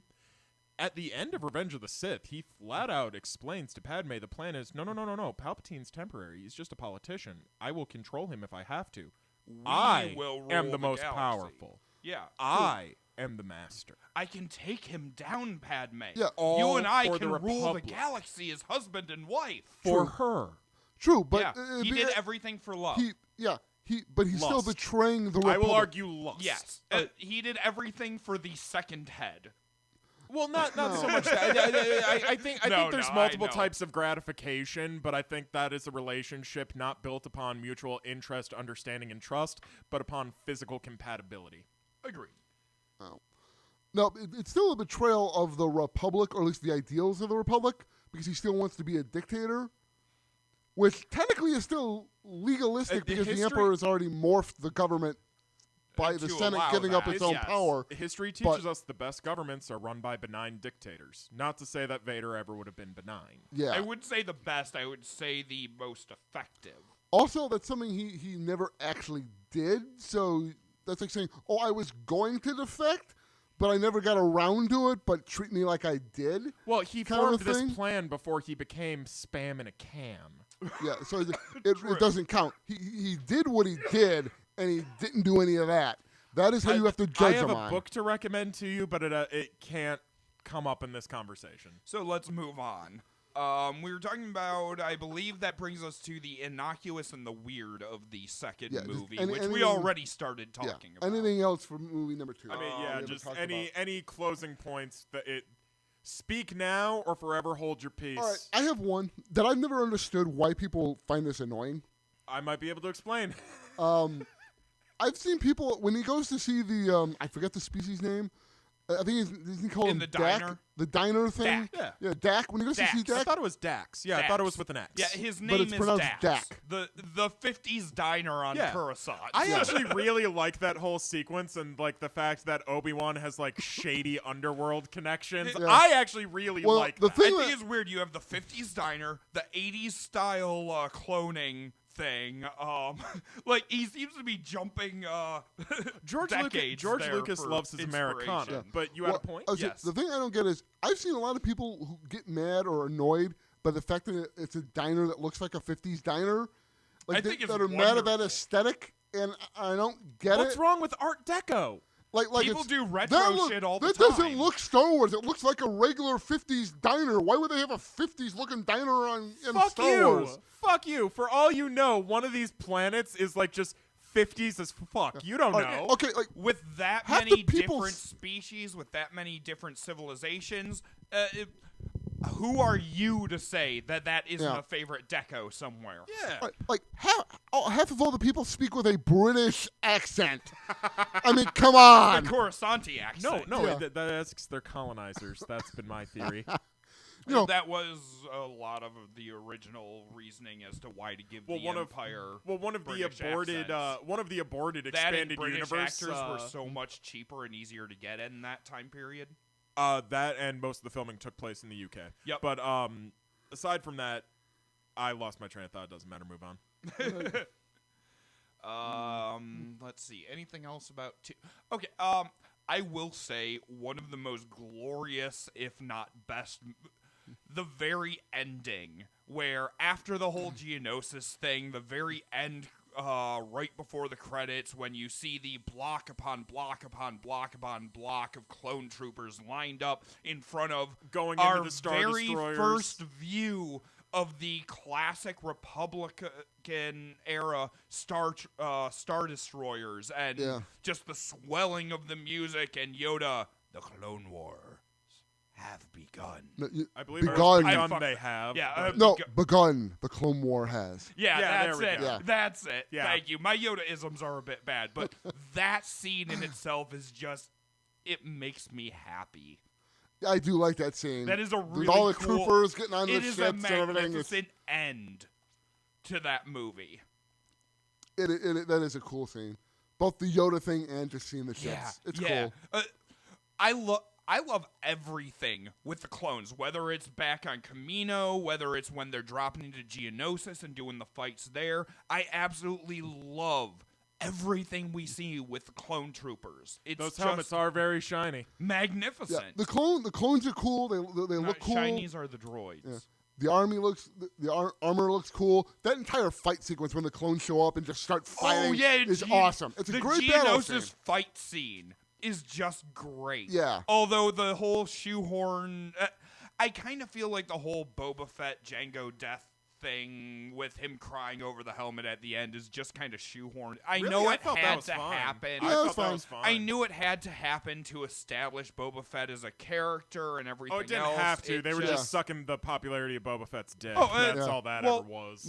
That's why they had to do it, is because of his popularity. They had to build him a emotional background just to explain all of the fan popularity and everything they had to do. Well, with if I remember correctly, people were actually kind of pissed that he wasn't in the first one. Yeah.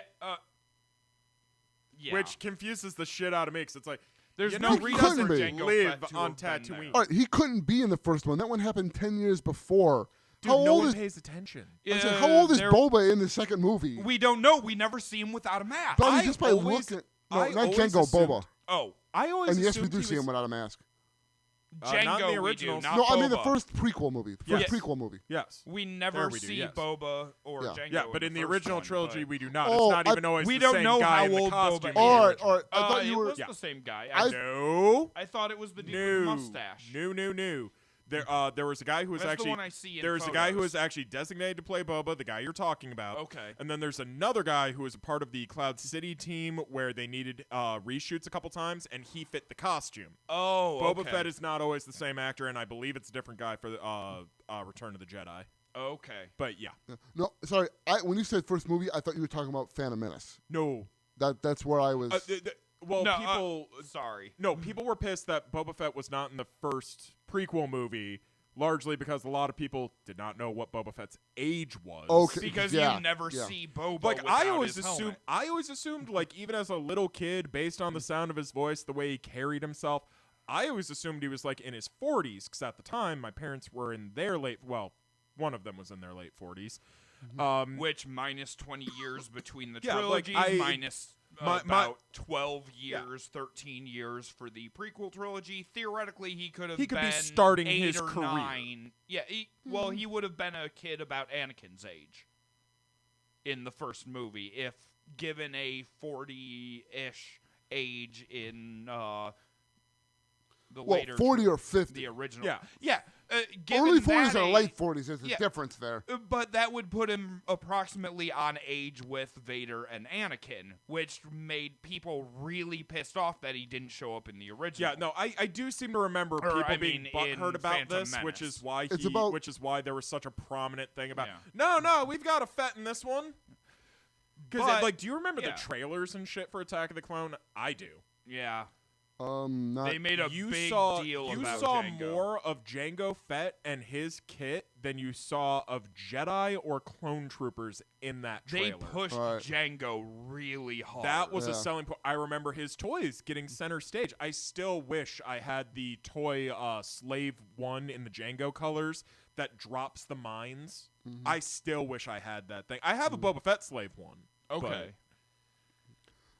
But Let's see. No, the yeah, only- we didn't really talk about the whole Geonosis thing. The Well, everyone's pretty much in agreement. Geonosis is awesome. yeah, that's Yeah. everybody likes that scene. I am so- going to- I've never heard anyone go, you know what really fucked up the second Star Wars prequel? Okay. Yeah. All that nonsense with those bug people. I know I talked about it last time when we talked about Cloud City and 3PO being essentially on a USB plug with the way he plugs in together, but this also kind of reinforces the whole Geonosis droid factory thing, where his head gets knocked off, picked up, put on a droid battle body, and 2 bits of Hey, solder, and it works Yeah. perfect. Dude, like, universal standard really? parts. Universal Yeah. standard parts. One of these it days, blows my mind. One of these days, I'll have to sit down and force you to watch Double Zeta, and we get to the episode where they put a Zaku There's head his on the Gundam Double reference Zeta. for this episode, folks. You can't stop Yeah. me.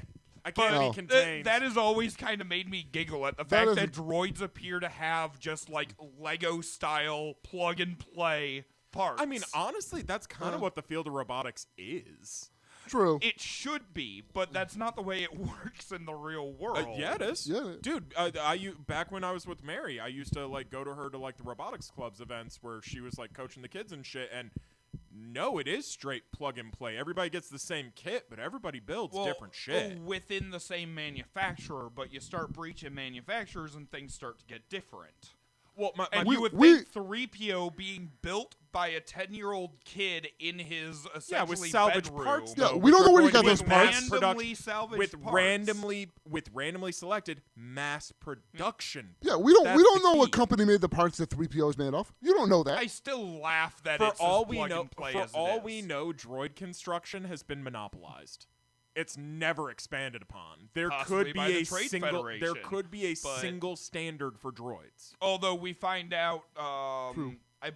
no, it's in the third one we find out there's a secondary droid production line, which is where you start getting the more advanced ones. And Well, where they- we well, they finally start meet with the the- dude with the voice. No, the voicalizer thing. techno Is that in the union second? guys in the second movie in the Okay. room when Dooku's Yeah. being like, "Can Yeah. I count on your support?" Yeah, Yeah. because the Techno Union droids Also, are you know very what? much different than the Trade Federation. I need to interrupt droids. you because we have not paid enough due to a motherfucking legend. Count Dooku, before he was Count Dooku, was also Dracula. And before he was Dracula, he was killing Nazis. Number Christopher one. Lee, shut the fuck up. Christopher Lee is a goddamn legend. He's also a wizard, but we're not talking He's about Dooku. that. No, I am talking. No, I'm No, I'm talking talking about about the Lord of the legendary Rings. performance. I'm also talking.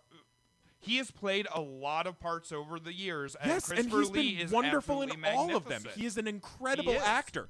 It is a travesty how few lines he gets, but what little he gets. Oh my God, does he own those scenes? Yeah. Obi-Wan floating in the detention thing and him just around. Oh, that I- whole villain monologue there is magnificent. yeah. I should inform you, it may take time to ensure your release. Yeah. Yes. Yeah, oh I my love it. God! Christopher Lee magnificently plays villains all the time. He and has is a the blood wonder- of the Saxon kings! He is a magnificent actor, and I agree. We cannot pay enough tribute to such a magnificent man. So, He stands right up there with Peter Cushing. Oh, this one I will take the bonk for, because this is a Lord of the Rings thing. while he was on set for that, Peter Jackson had a scene where somebody gets stabbed and falls down, and Lee just walks up to him. It's like, no, that's not what happens when someone gets stabbed. How do you know? I've stabbed a couple guys. Shall we? You know what? I'm not gonna. I can't do it. It's too good a bit. I have to. Bonk. I can't do it. It's too good a bit. But it is excellent. Christopher Lee is impressive. wonderful. He's another one that I hope never leaves us, although I think he might have already, and I'm just not remembering. Yeah. Well. All right. Anything else to talk about through the second movie? We kind of sort of hit Tatooine. We hit Geonosis. I have nothing else to say about it. I've expressed my views. Yeah. Then I think we can move on to the third in the trilogy. What I think everybody almost unanimously agrees is the best of the three. At minimum, the strongest. The strongest of the three? Yeah. It has narrative problems like any part of the prequel trilogies, but let's put it this way. Some glorious things to say about the easiest one to potentially fix. It was the one that bridged the gap. It was the most Star Warsy.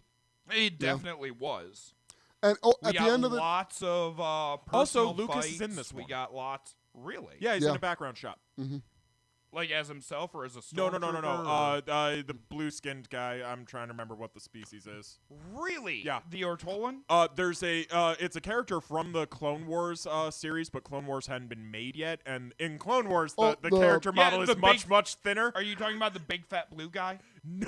He's a Pantoran, isn't he? Oh. Yeah, I think so. Oh, okay. He's one of the Pantorans. Okay. Yeah. That sounds right. But yeah, he's outside the opera house for the Palpatine Anakin scene. Really? Yeah, he's just in the walk where you see the ET aliens? No. When you see Anakin running up the entryway and into the building, he's standing right outside the main entrance. Wait, do you... Lower left corner of the screen. I thought the ET aliens were there. Are the ET aliens not the Obi-Wan? No. ET aliens are in the first movie in the Senate. Yeah. Okay. Yeah, although that is a glorious thing. It establishes that the ET aliens are part of the Star Wars universe, which then makes the ET movie a Star Wars movie. But we're sticking to trilogies. Yes. I know. No. All right. I too wish Steven Spielberg would direct a Star Wars movie. Oh, that would be glorious. But let's talk about great things from this movie. And there are so many. Yeah. I mean, if nobody wants to start, please do. You guys are gonna give me shit about this. You absolutely are, and I deserve it. And it's because the line delivery in the sequence is terrible. Which is why my recommendation to folks is to actually mute the scene when it comes on, because it allows you to actually absorb it. Vader's reveal at the end. That was a really bad no. The no is terrible. The no is terrible, and I acknowledge the no is terrible. It's a great meme, but it's a terrible... But, he's not shaking his hands. He's crumpling. He's strapped up. He's crumpling into himself because he's broken the restraints. He's collapsing in under the weight of his own deeds. The crushing pain that he feels the realization is exercised through the force around him. To me, you get a visual representation of what you cannot see beneath that mask. The cinematography, the actual framing of it, it is beautiful. Yeah. And even the no, I'll say, conceptually, the no works. Because I can believe him saying... recording of it. As a line in a book, perfect. It's just on screen. They didn't get a good recording. James Earl Jones couldn't even save it. Yeah. Was that actually James Earl Jones? Oh, fuck yes, that was James Earl Jones. Of course. There was something weird about the recording. They never Where got is a Padme? decent recording Is version. she alive? Yeah. Yeah. No, I always go back and forth with the no because, it's awkward, so I'm take it out. But at the end of the day, it's he would say something. Sequence he is would so scream. powerful. That's one of the most powerful scenes in the entire movie. A person in his position with that much going through his head would say something. It's It might literally be awkward, but he would say something. You are literally witnessing the death of Anakin's humanity. Yeah. Yes. The death of that Anakin is the Skywalker. moment. Realistically, that is the death of Anakin Skywalker and the true birth of Vader. And it got He may have taken the name earlier in the movie, but that was the moment when he ceased to be Anakin Skywalker and became Vader. Let me ask you guys a question about this, because I've thought about this myself. Would it work better at that scene if it was more of a staggered kind of thing, where it was like, no, that's impossible. No. Technically, kind of it is. That would have been better. The actual lead is, no, she's alive. I felt it. And that's when Palpatine delivers out of pure anger, you killed her. And that's when the no comes. But he fights it initially. Yeah, but honestly, what I feel would have been better was instead of after the no, it appears in your anger, instead of a no, just a just the guttural primal scream of anguish. That would probably work better. That would have worked I don't know better if it than would have worked through the voice modulator. I think the voice modulator would have made a yell even worse. Yeah, the extended It'd be no better than the did no, not work. though, I think. Yeah, like honestly, I think if you mute it after Palpatine's line and watch him start to pull inwards and the room around him destruct, that visual is so potent. We're talking about a visual art form, and that is where this movie absolutely elevates itself to art. Yeah. It is definitely the most powerful scene in the movie. I think so, at least. And I agree. That was going to be my good thing, so now I'm going to have to adjust it. Alan, what about you while I think? This one's hard for me because this is a good. I do like this movie, and there's a lot of it. It is good. It is an excellent movie. I will say, I think generally when I think of this, I think the answer I come down on, and this is one of those things where it's, again, your first time seeing it kind of moment. It's not as big when you're watching it on repeat, but and the situation leading up to it and all that later on when you think about it is kind of just trying to remember. But in that moment when he's kneeling before Palpatine and he goes, "The Force is strong with you. A powerful Sith you will become. Henceforth you shall be known as Darth Vader." And then the music kicks in, and he says, "Thank you, the birth of Vader." Yeah. The only note I have for you, moment. he goes up on the R. He doesn't end it hard. Oh, well. It's because it's Palpatine, and I adore him. And I don't pretend to be able to actually do it properly. Well, and so. Unfortunately, I'm not going to stray too far. The line was right. It was your delivery. Because you're not an actor. Honestly, the best thing I can say for that entire movie is the degradation and fall of Anakin Skywalker. Taking him from the I feel it's still kind of quick. Find it just magnificent. From the very start in Space Battle, where he's still that cocky, sure of himself Jedi Knight and trading friendly banter with Obi-Wan through his repeated dreams and failure and this sense of closing in on himself to the temptation of the Emperor and that scene where he is named for the first time and the slaughter of the younglings and that scene with his eyes where they go from brown to yellow and the tear drops and all the way to at the end of the yellow eye scene isn't till Mustafar. Yeah. But when you see the struggle of him walking into the scene with all the kids and Master Skywalker, and the tear drops, and he just starts slaughtering them too. Fun fact, do you know who the last youngling to die on screen is played by? George Lucas's youngest son. I believe that. That makes sense with the way he he has that great running and then that jump off the springboard. Which they hit that springboard perfectly. That is I can't see it in the set at all. It was him magnificent. just coming up on those troopers and getting shot down. Like, there has to be an extant cut where he just goes in and mops up with that, and his dad was like, "Happy birthday, son." That has to be a fucking thing.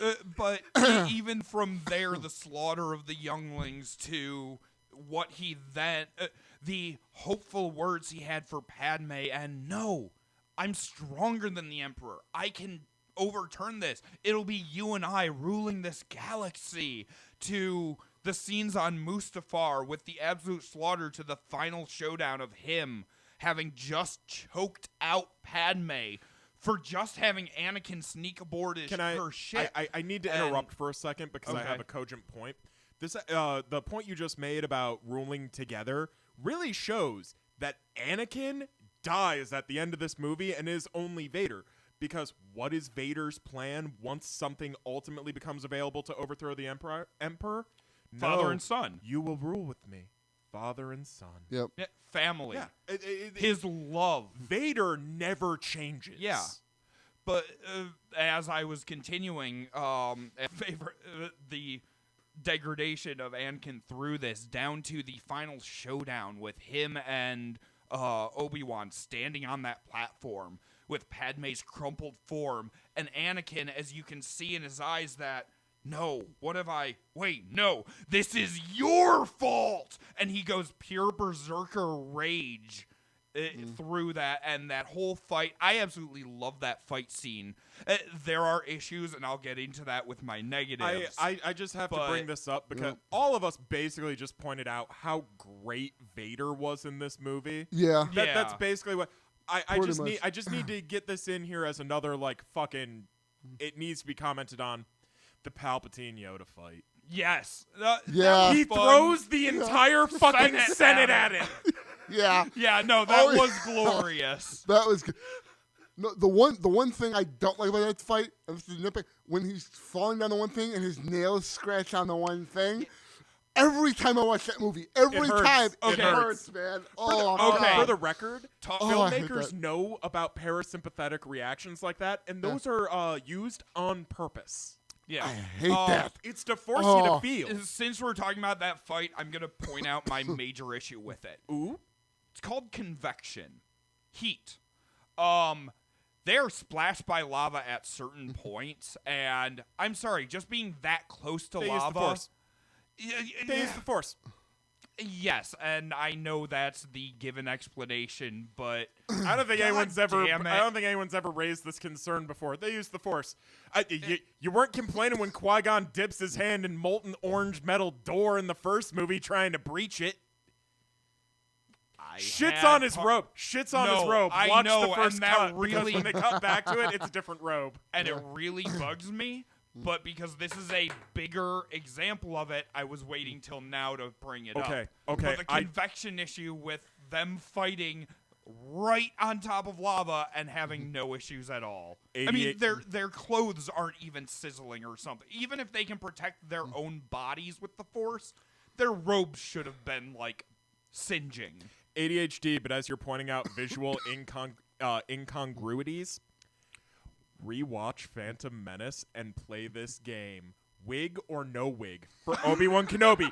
Reshoots, baby! Reshoots! The wig is blatantly obvious, and just to give you guys a baseline, he is wearing the wig in the opening shot, but he is not on Naboo's surface. Those are your benchmarks. Go and enjoy the game. If you want to watch magnificent hair bullshit, watch the new versions of Episode 6 where they digitally enhanced the one dude's hair. What? The dude someone who has was digitally enhanced that hair? is all. I don't remember. Yeah, in the briefing scene, the human dude that comes on after when Mon Mothma's getting her whole thing, they digitally enhanced his hair. Now, you're sure this isn't just something that came out with upped contrast as they upped resolution from the original film? You're sure this isn't something that was there that is just visible now? From multiple things I have read, they always describe it as digitally enhancing his hair. Fascinating. I've got the Blu-ray copies, so I have full special editions at home. I should check this. It's the dude that is very all straight-faced and that is all. I mean, I've got he VHSs has too. Two lines through the entire thing, and that's the only time you see him on screen. And I'm forgetting the character's name. I don't think I could tell you. But you could drop the name, and I don't think I know it.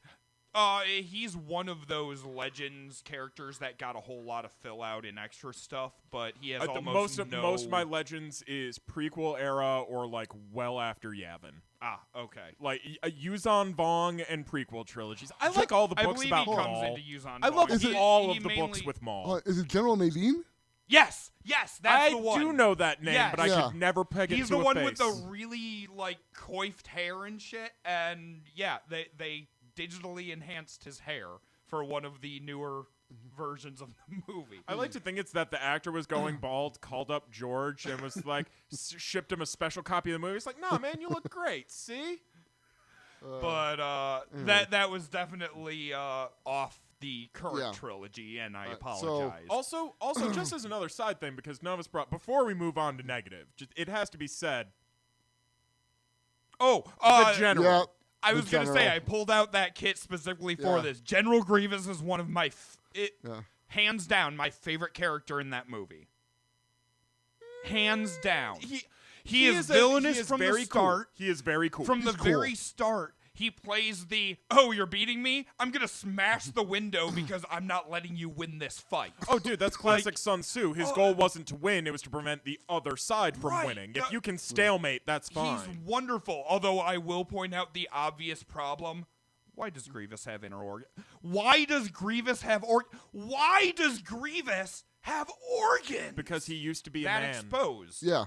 He used to be. Yeah, that's I know there's reasons and things, and he has that whole backstory in the all Legends fairness, universe about being a person who replaced bits and pieces, but it's weird that he has a heart and lungs all shriveled and barely working, but there. In all fairness, that weakness, especially that exposed. It was not exposed. That weakness was so insanely well buried. How many Jedi did he kill before he met Obi-Wan? Obi-Wan pulled two plates apart and had a shot. After a hard battle where he scored solid hits on him? Yeah. That is after battle damage. That's after multiple multi-story falls. That is after the chassis is damaged. And that is an example of a superb offense is a good defense. Once he made it through the actual offensive capability, when he actually got his hands on Grievous himself, he pulled back two plates and had a clear shot. All right, that's like saying Dooku being a human was an inherent weakness because once Anakin cut his hands off, he had easy access to his chest. Yeah, that is kind of our problem. Without a sword and a shield both, we don't have much defenses. We are meat bags. I couldn't disagree with you more in this. Well, I mean, yeah, I could not. If you're the Black Knight from Monty Python and you've just got a couple I'll of bite flesh your wounds, fucking legs off. You know, if I'm you just can't pointing move, out then that with the armor, Dooku still had the Force. Dooku still had the Force. He was not. He could have, even with Stubbs, could just be like.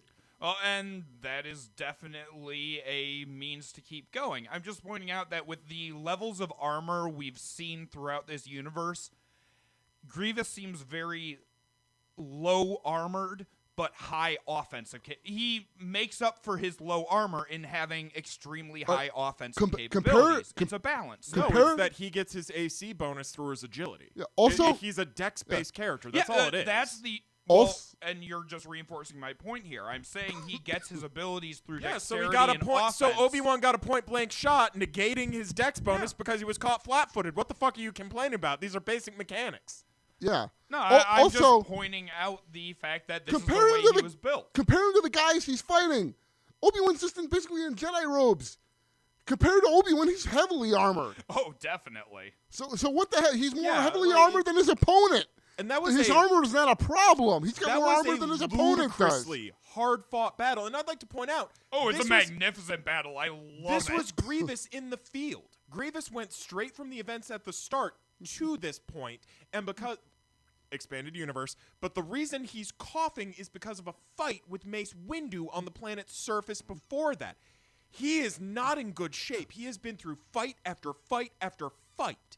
But that again, is that's the only time they 1 and 2 finally broken. took him was after it was a chase across multiple days, running him ragged. Oh, and I agree, and I am not trying to, denul Grievous in any way. He is my favorite character. I think he's wonderful. He's magnificently built if you put it into game terms and things like that.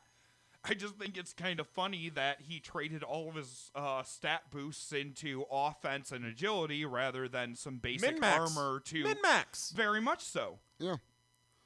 Also, he also gained... I mean, the dude gained 2 additional sets of arms. Right? Robotic- Isn't that cool, robotic the way he agility. fucking spins them and Grievous shit? canonically refers to them as improvements and gets Yep. Yeah. pissed when people point out about that. You used to be a dude. I'm better now. Yeah. Mm-hmm. And I do completely agree with all of those statements. I wasn't trying to say I hated Grievous, and you both jumped down my throat at Because it that. sounded like you were insulting my boy. Yeah. Not at all. You made an argument that was easily torn apart, so we tore in. That's how this went works. To the We point of sensed things weakness that and are struck. unusual. Yeah. All right. You chum the water. And don't you were get pissed. bitching about him being Hey, salty. hey, you are hey. just as salty You chum today, the water. sir. You don't get to be pissed off when the sharks show up. Yeah. Again, you're putting words in my mouth, but let's continue. Well, anyways. Or All maybe right. you don't have any because I Well, just no, shut you down. no. You most assuredly did not. All right, moving keep on. talking. Moving on. I think he's a little sore that we disagree. Just a little. No, I'm a little sore that you two jumped down my throat. Let's move on. Don't worry. What the fuck has been happening to me for Okay, 2/3 of this don't worry. episode? When we get to 7, 8, and 9, you two can gang fuck me the entire I was time. about to Sorry, say, Alan, you're not my type. This is the spirit of our show. Yeah, it's just, you know. Oh, and if we wouldn't spend so much time revolving around this circle, we could have moved on. Well, let's move on now, as I'm trying to do. Nah, I'm And gonna that I've been anchor. trying to do for the past 5 minutes. Nick, All right. can we move on? No. Least favorite part of the movie. Least favorite part of the... Well, you kind of meant... I don't know if the armor... Was that your least favorite? No, not at No? all. I Okay. absolutely love Grievous. He's my favorite character in the movie. Yeah, Well, I was the- trying to the point squishy that part's out when fine. you guys jumped on me taking Anyway. shit Yeah, because you're backwards. trying to say that he went out like a bitch and that fight wasn't deserved and that the design is bad. I said only one of those things. And we're back again. Okay. All right, least favorite thing in the movie. This discussion. Yeah, no, I'd have to say. Let's move on. Things we didn't like about this movie. Landing half a ship, I honestly thought that was dumb. Doesn't bother me, but trying to think. I know. I know. I can't. I'm a little disappointed it took me this long to think of Dr. it. Ball. Dr. Ball. That's She's lost the the will to original live. trilogy. Oh, yeah. Oh, well. Lost the will to live. That's not Fuck is Dr. your Ball. degree in poetry? That's not Dr. Ball. That was was a some droid. other Oh, yeah, droid. no, you're right. You're Another right. You're droid. right, Dr. you're Ball right. was the torture droid. No, I'm in, thinking of the fucking Robot Chicken sketch where he's just coming. Lost the will to live? What doctors, damn it? I'm sorry. That is. That was a bad. Dumb. I point. can take the continued bad poor interactions with Padme and Anakin, although admittedly they're better in this movie than they were. The scene where she tells him she's pregnant is actually pretty good.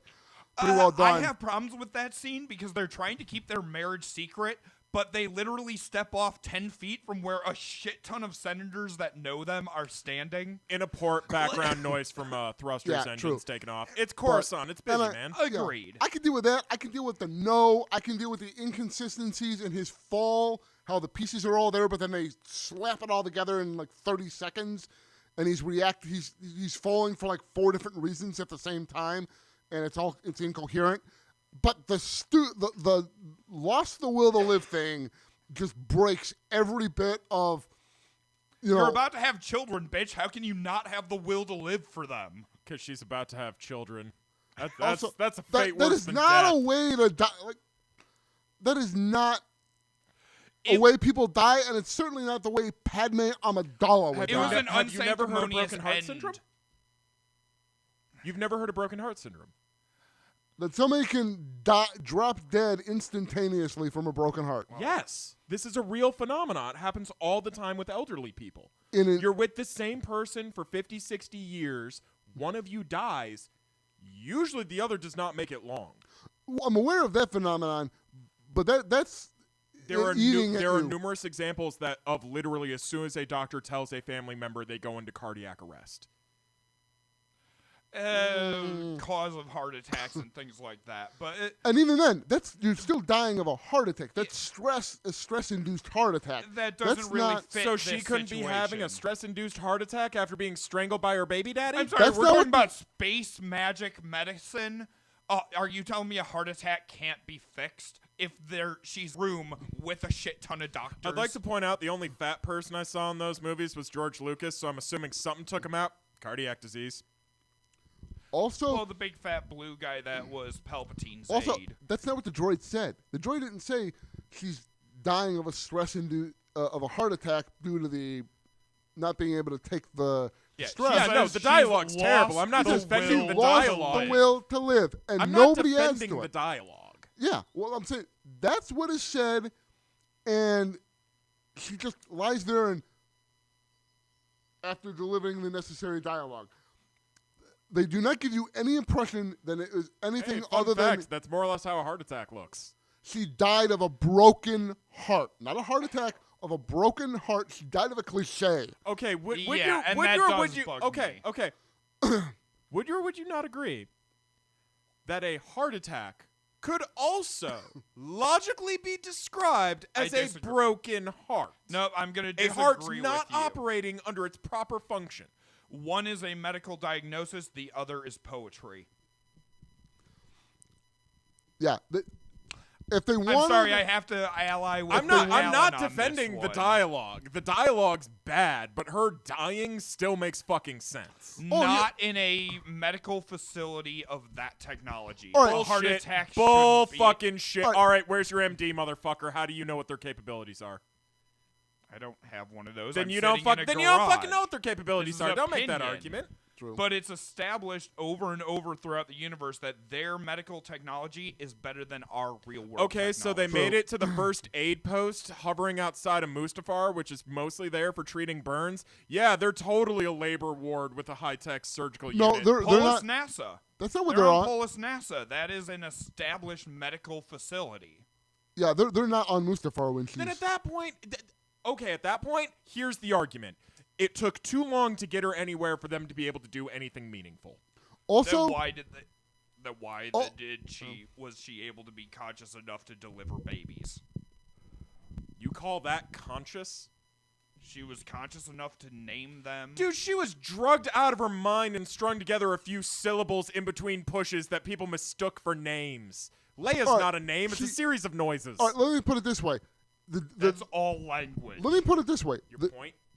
All right, the droid tells them that she has lost the will to live. Which is stupid. Right. That there's a problem. It's before the delivery of the babies, which means if that's what he's indicating through that bad dialogue, that she's going into cardiac arrest, I mean, she's going into cardiac right then and there. That means she has the time and physical exertion to deliver those babies and doesn't die of the heart attack until after the delivery. It also means that the doctor... It also corpses have pushed babies out of uterus. She's talking after she delivers the baby, though. My point being, though, she doesn't need any sort of physiological condition to deliver babies. No, my point is the time period. That's my point. Is she does not die. If you're going to die of a heart attack, it's not going to take you that long to die of that heart attack, especially if it's a big enough heart attack that the doctors using our medical technology can't save you from. If it's that big of a cardiac event, you are not going to live that long. And you're certainly not going to be cogent enough to actually have the discussion she has. That is very inconsistent. I've watched a man stroke out on a conductor's podium, fully conscious and aware of what was going on around him, with no idea of what his physical state was. I have seen people shut down mid-sentence just because the external signs seem okay doesn't mean shit. It's not about signs saying that she's okay or not. She's been through massive trauma, flown halfway across the fucking galaxy, and brought there in the 11th fucking hour. Their only priority at this point would be the fucking kids in her gut. Yeah, it's straight up. You're missing the point, though. No, I'm not. You are. No, the point is, the question is ultimately, how long does it take for you to die of a heart attack? Depends on the fucking heart attack and the individual. Right. I'm saying, in this instance, if it's that And bad I'm of a heart saying attack... you're not a fucking cardiologist. The fuck do you know on this issue? I'm sorry, As Nick, much are as you you a do. cardiologist? Yeah, you're no more How of a much the fuck do cardiologist you than I know? I've had myself. 2 heart attacks, motherfucker. So that makes you a cardiologist? My sister's had a Means I kidney... know more about it than you do. I know plenty of people who've had... My dad died of pancreatic cancer. Doesn't make me a urologist. You know what, guys? I'm going to Cancer call this doctor. conversation on rule number 6. None of us know better than anyone else. Let's move the fuck on. No claiming the high ground. We all here. agree it's a dumb line. Yeah, the dialogue's dumb. Yeah. Let's move on. We've talked this scene to death, and now we're just yelling at each other. All right, that was mine. Who hasn't given I least guess favorite? me. I really like this movie. I find a lot of it to be great. Yes, I have a lot of innocuous little things that make me giggle, but as far as choosing something that I really don't like about this movie, it's really difficult. I guess Really? You're cool with Kata Mundi just getting sliced in half instantly? I guess Sorry, not Kata Mundi. The green guy. That's not Kata Mundi. Kata Mundi's the dude with the braid and the weird head. I guess if there's anything I have Kit to Fisto? Yes, thank you. Yeah. You. Yeah. I think if there's anything that I really had a problem with this movie is, and I know you guys are going to tear into me for it, but the scene where Jedi Master Yoda on Kashyyyk is making a call to a closed session of the Jedi Council. I mean, they have these sessions in private for a reason, yes? Yet standing around him on that platform are 4 or 6 clone troopers that seem to be privy to this conversation merely by the fact that they happen to be standing there with the Jedi Master. You'd think that the Jedi would be a little more, closed in and private about their, talk, especially because they are discussing the war and other things. I mean, the Admiral does not have a meeting with the rest of the bosses with 4 privates in the room. That is 100% not true in the real world. Really? There are plenty of low-ranked, enlisted, low-level personnel, clerks and stuff like that, who are in a room when generals and admirals are talking. Remember when we talked about Q clearance? Right. But Jedi Council business would seem to be something different than just your standard military clearance. Secret Service personnel know almost everything the president does because they get to go into the same sealed rooms. Yep. Yes, but the Secret Service doesn't get to know what the Pope talks about with his closed But the session. Swiss Guard does. Yeah, and they do. Yeah, well, no, isn't the everybody. Swiss Guard part of the... No. Oh, no, they are separate. They're the Vatican's police force. They are not part of the church. Okay. Yeah, all high-ranking officials, generals, whatever, have aides of lower rank who are always around them, attending to them. Or security personnel. If you have them with you long enough, you tend to try. Like they I said, have I knew you clearance. guys would shred this right to bits as soon as I said it because it's the only real negative bit that I can say about the I think you movie. are. No, I think you are onto something. You're not entirely wrong. I think it's that you're just lacking a bit of context into like how these things tend to function. I will and admit honestly, I did what not think know that about, but it. Well, what I think it's really a little is weird that there's a whole bunch of clone troopers just sitting not around at all. while Not at all. they Yoda talk. Yoda's primary role in this universe was a teacher, whether you were force sensitive Mentor. or not. Yeah, no. Yoda would have looked at all of those clone troopers no different than he would of a youngling. Oh, and through the cartoons, we definitely see his relationship with the clone troopers. But yeah, no, strictly I don't see it as we see on screen. What I have a harder time with is Yoda's personal guard turning on him with Order 66. I know all the explanations for why it still go.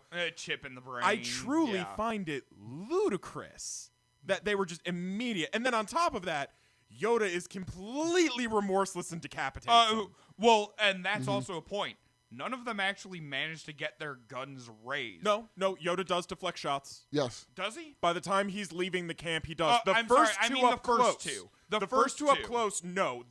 They shoulder their rifles, and then Yoda turns. I didn't think the they saber. even got them shouldered. No, I thought at least they one of just them started shoulders their to rifle. turn, and he jumped and decapitated them. Nope. They take a full aggressive posture in order Okay. to preserve Yoda not acting aggressively. Okay.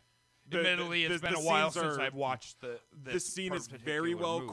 choreographed in order to ensure that Yoda remains. If I'd been thinking on about the it, I would have moral watched side. these movies. I was just thinking we should Just have done You know, this. I That's thought what I'm about gonna- doing that. No, I thought I'm about gonna doing do that last with night. the Disney movies.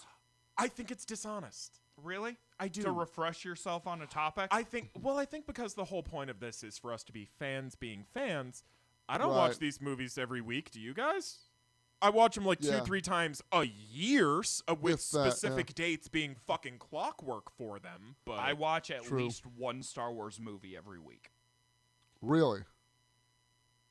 dude, we need to Man. get you out of the house more. With like as I much say shit that as I say watch, this with love. We Yeah. need to like take him fishing Okay. or something. Yeah. Like it's either one of the movies or something with like Mandalorian or one of the Clone Wars. Okay, I watch a something Star Wars property. Yeah, I watch Alright. something Star Wars That's- at least once a week. That's That's different. not identical to what we were describing. Yeah. Okay, no, I do not watch one of the 9 movies every week. You're- but I do watch something Star you're- Wars at least once. You're every not week. like me in Gundam, where every week on my days off, I'm going to watch something Gundam. I will have seen it before, but it's my comfort food. Well, I mean, at watching. least currently, Yeah. I watch Mandalorian every week because new episodes, and Yeah. You know, because I I will watch say- that gets me diving down a circle of other You know, Star Wars I've only stuff. I've only seen the 2 episodes of it. I've watched it over here. It's entertaining.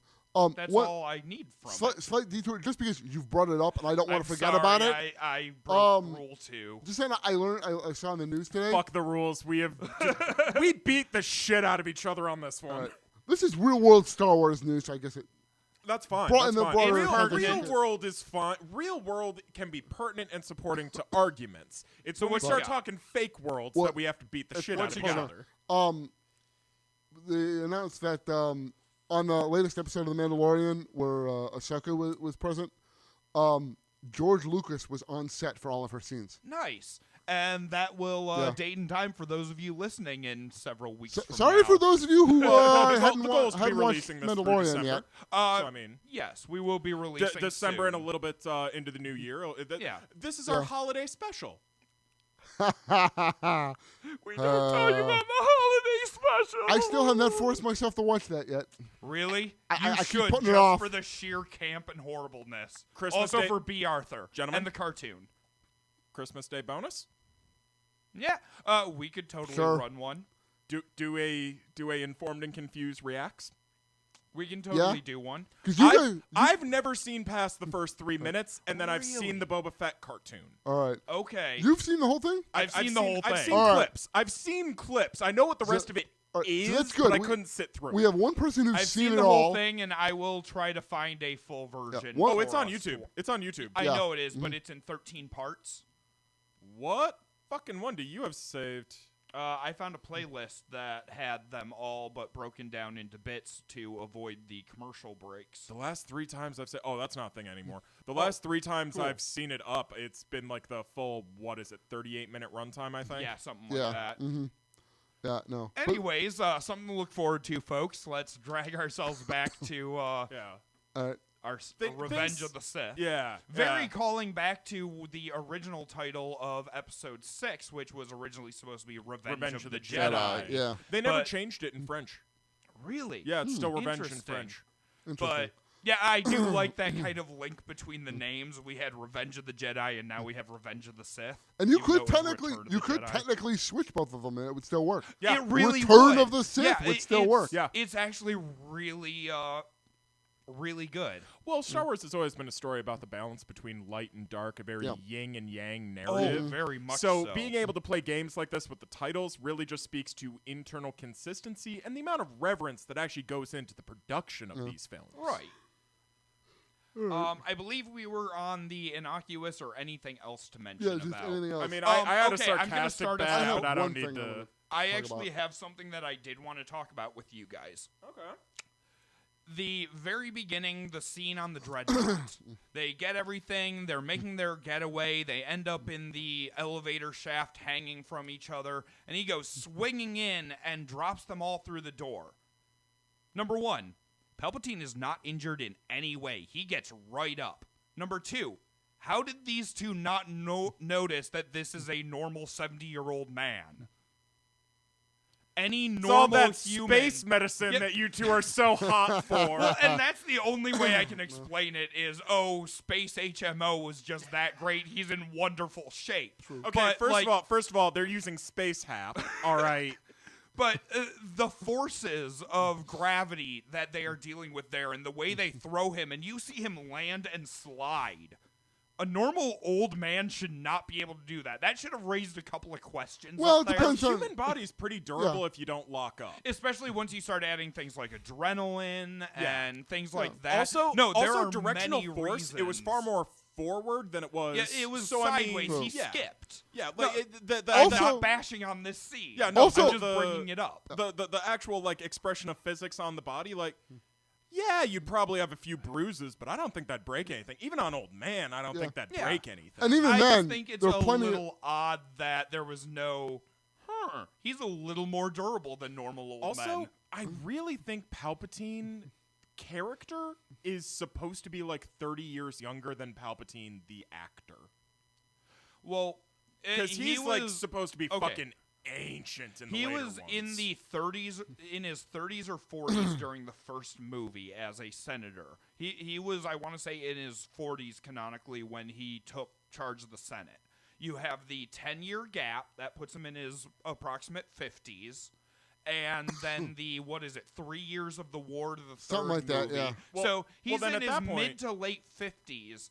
And not only is the jarring drop where he barely manages to grab onto Anakin as they drop down the shaft, but then the whole swing through at speed and I the don't know, skipping. man. My dad didn't start going brittle till his mid-60s. Yeah. Yeah. And even then, there are people who stay. Dude, Dude, there are people Arnold that are fucking phenomenal. Schwarzenegger. Yeah. No, Jesus Christ. I'm not saying it's not possible. Oh, it's I'm saying improbable. that I will in give you this that. I will case- give you Yeah. improbable. It was improbable in this case, and No, that this should is- have raised a couple of questions. This is the same vein of logic as, like, so Vader never figured out Bale had his kid? How many times did he go to Alderaan? He never figured out his brother-in-law had his kid, or Right. I'm sorry, half-brother had his. But yeah, like- yeah. No, there's a lot of issues. There are some narrative inconsistencies. Okay, what it that really never get means is addressed. Anakin's character's dump stat was his wisdom score. That's why he never uses more powerful force moves. Well, he doesn't no. have enough wisdom points to pay into more that's why powers. he settled for Natalie Portman, a mere senator. Go for another queen's son. You proved you could She do it as was a a boy. She was a queen before she was the senator. Yeah, but now she's just a senator. She's not Can a we queen also anymore. talk about She's a how former weird queen. it is to have an elected queen? Not really. That's been a thing. There Like, are elective monarchies. I know it's just a title, but Oh, it's weird. Oh yeah, no, it's grating like compared to like your traditional understanding it's of a weird monarchy. terminology. Yeah. Also- not weird practice. Also, weird terminology. alien society. Yeah. That's that why could I'm just saying. be the closest translation to whatever the Naboo are And that's actually why I'm calling saying, it. not a weird policy, a weird terminology.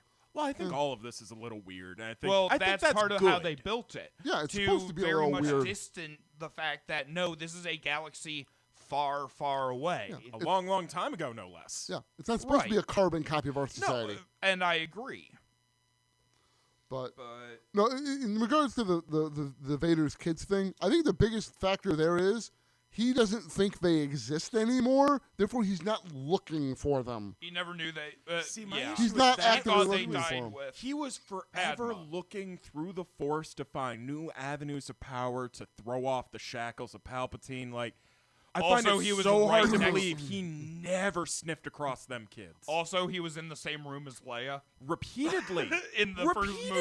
Repeatedly. Yeah, no, but we talk about that in our other discussion. Yeah, we it's- definitely Well, drive like, that like into I the said, I ground feel there. it's the same vein of reasoning. We're beating a dead horse at this Anyways. point. One thing I wanted, well, two things I want to talk about.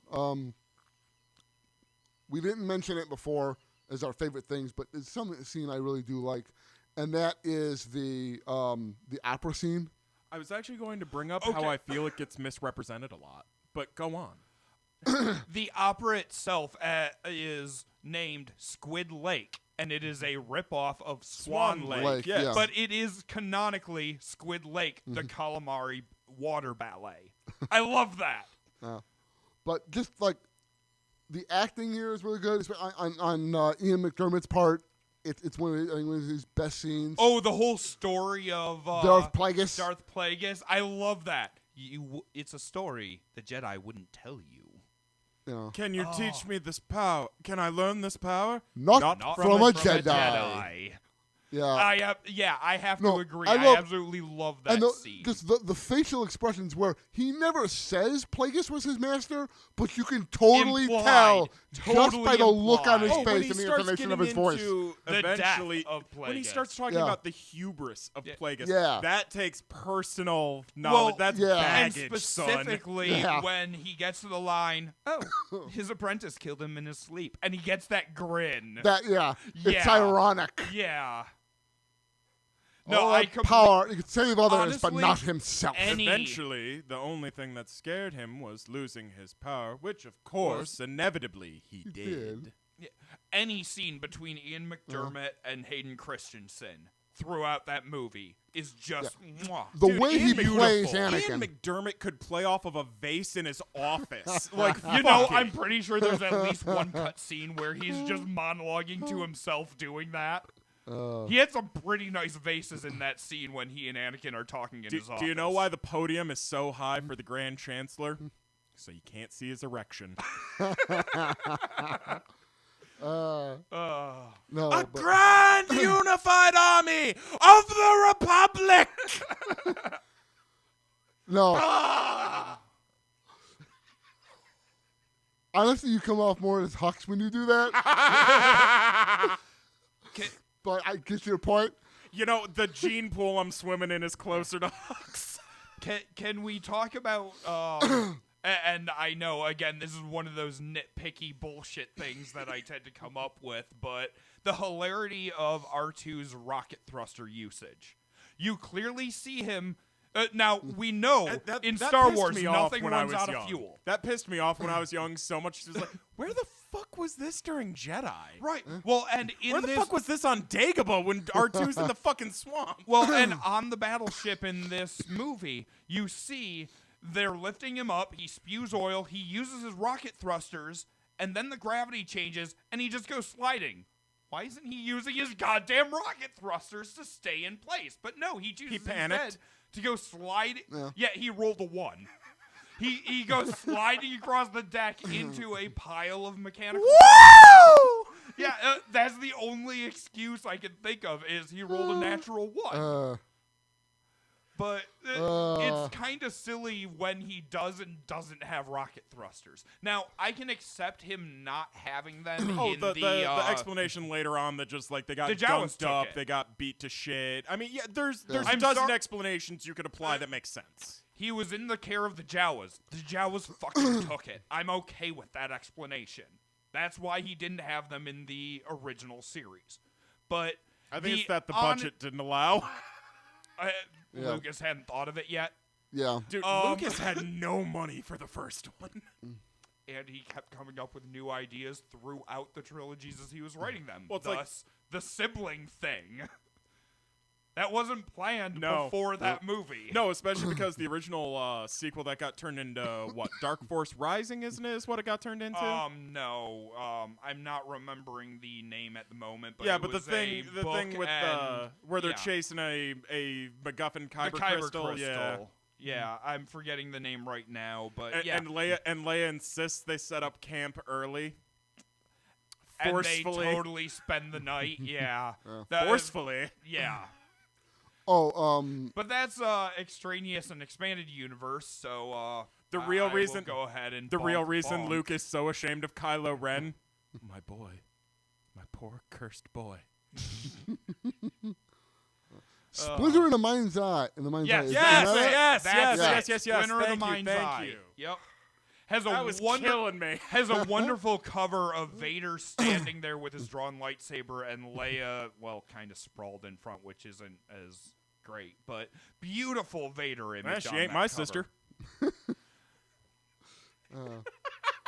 So, do we have anything else to say about Revenge of the Sith? One other thing, and this is always, because this is something that, to me, takes the turning of Anakin and that scene we talked about being really good at the end, and makes it go from a really great experience of a good scene to what could have been great, one of the best things in all of Star Wars, and that is the way they build up to Anakin's fall and the way it plays out. Throughout the trilogy, the seeds are there, right? The losing his mom and vowing to never lose anyone again, and the fear of losing Padme, the slaughter of the Sand people, the jealousy of the other Jedi, and them not treating him the way he is, and the tendency that he's just kind of got an authoritarian mindset when it comes to government, anyways. Yeah. You know, and the loyalty to Palpatine and the idea of loyalty being ingrained in him, and that's what the Jedi are asking him to betray. All these different components, and just the fact that, oh crap, I cut my Jedi Master's arms off, I'm kind of screwed now. You know, I've kind of crossed the Rubicon on that one. I can't go back from this. Not his master, but a master. All those components are laid out in pieces throughout the trilogy, but when you get to the end, he kind of, the thing that is visibly pushes him over the edge is Padme, right? I have to save Padme. I am willing to do anything to do that. But at the same time, the minute he gets up, the Jedi are evil. They need to be destroyed. They're going to betray the Republic. All that. All right, you wanted to save your wife, but now all of a sudden you believe that all the Jedi are evil and all that. They established in the second movie a straight schism between Anakin's line of thinking and the Council, because at that point he's already pushing, let me take the goddamn trials. That's what I'm saying. The evidence is there, but he never. Yeah. If I may. Okay. They are, in a lot of ways, a series of dominoes. The schism with the Jedi, as you pointed out, starts to fall in the second movie when he starts Well, Alan to also have pointed out that it starts early. Yeah. But when that domino finally falls, when he decides that the Jedi are evil, is when he cuts off Mace's arms and becomes Darth Vader. That is that domino fallen, done, and over with. Why does him cutting off Mace's arm make him go from having doubts to being not cutting off his arm. It's the confrontation between his mentor Palpatine and Master Windu. No, but that that's not how showed that plays, him that Windu is bad. Windu, following the Jedi teachings, is against somebody that he personally believed But it in. wasn't. No. He literally acts to support Windu until it gets to he's too dangerous. They literally walked in with the plan of arresting him. Yeah, and then Palpatine immediately kills 2 out of the 4. So plan changes. 3 out of the 4. Because he joins later. No, I'm counting Anakin because Anakin only 3 walk in. It's if Mace you and look a guy at the on scene, each it's flank. Mace and it's 3 Mace and a people guy on behind. each flank.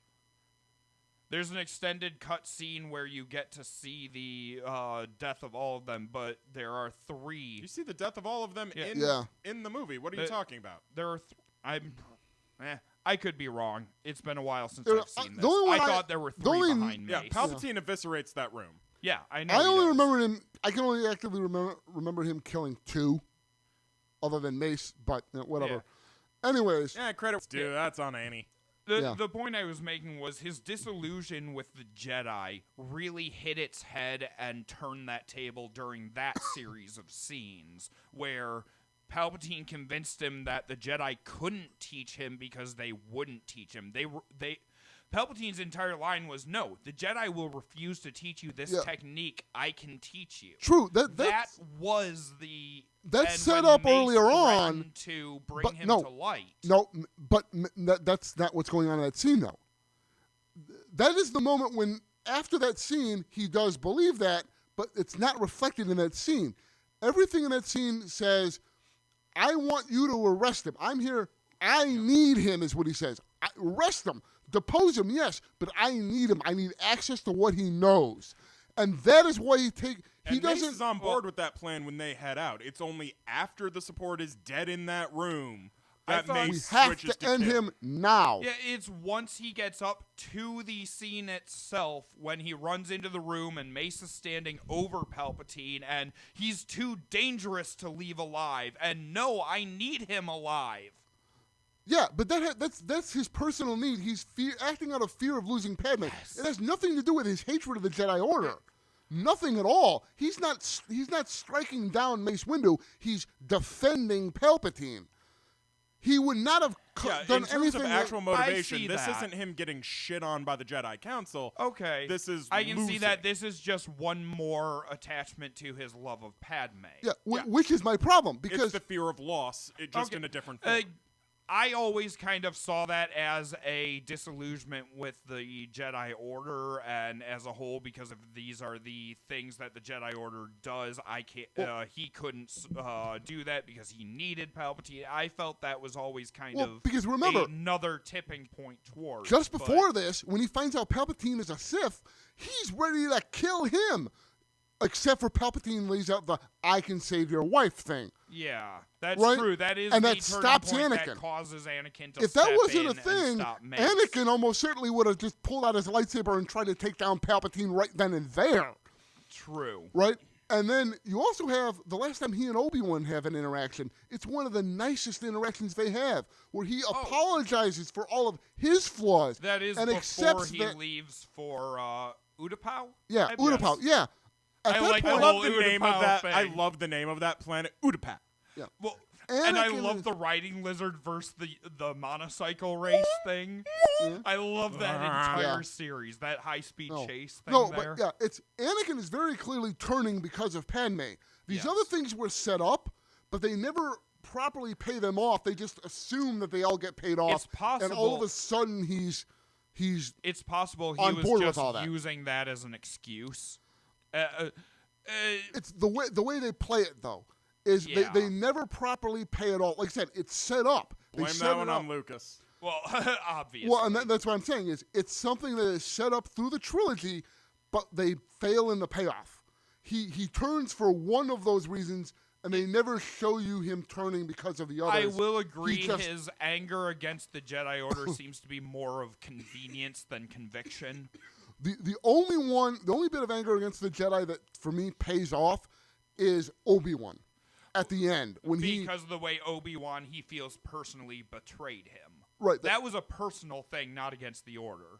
yeah, And I will agree. and by then he's already started killing people out of anger, so he's kind of already Only bad guys at frothing this in it. point. But he's already no younglings. He's already killed the young ones. Okay, no, I'll give you that. No, So, you're he's right. got all You this- don't know what shit. those younglings were going to grow up into? But so he's already got all How that. do you know anger. the Jedi don't finance their operations through crack dealing? Jedi boy Hitler. Do you mean the Hitler Youth? So, we were whatever. discussing Anakin. Yeah, no. So because by the time you get to Obi-Wan, he's already going yellow. He's already Yeah. embracing the dark side at that point. The And- scene where his eyes turn yellow is just before Padme's ship lands. Yeah, it's on Yeah, Mustafar. Yeah. Mustafar. Yep. Which I And- feel is a very Yeah, powerful it's when he walks scene into that and all. control room and just starts closing doors. It's after that, and then it shows him stepping Yeah, out then- onto the world and overlooking the lava, and Yeah, because then yeah. he's ready to making that connection with Padme. Padme rejects him, which he's like, what? And then he sees Obi-Wan come he down loses there, control. and then he gets mad at Padme for Leading you, him You to- brought him to here to. You're working You with betrayed him. me. You betrayed me. Gets mad, force chokes her, then looks and sees what he does, and now he's mad at Obi-Wan for forcing him to do that. Exactly. Okay, That I'd like to point lines out. up. I'd like to point out. I had to That's deal. what- I had to deal with a 5-year-old this morning who would not brush his fucking teeth. Allow me to explain to you how irrational a debate be. No, and No, and I completely agree. That's one of my favorite scenes through the entire movie. That yeah, right there. That makes sense. That part of it makes sense.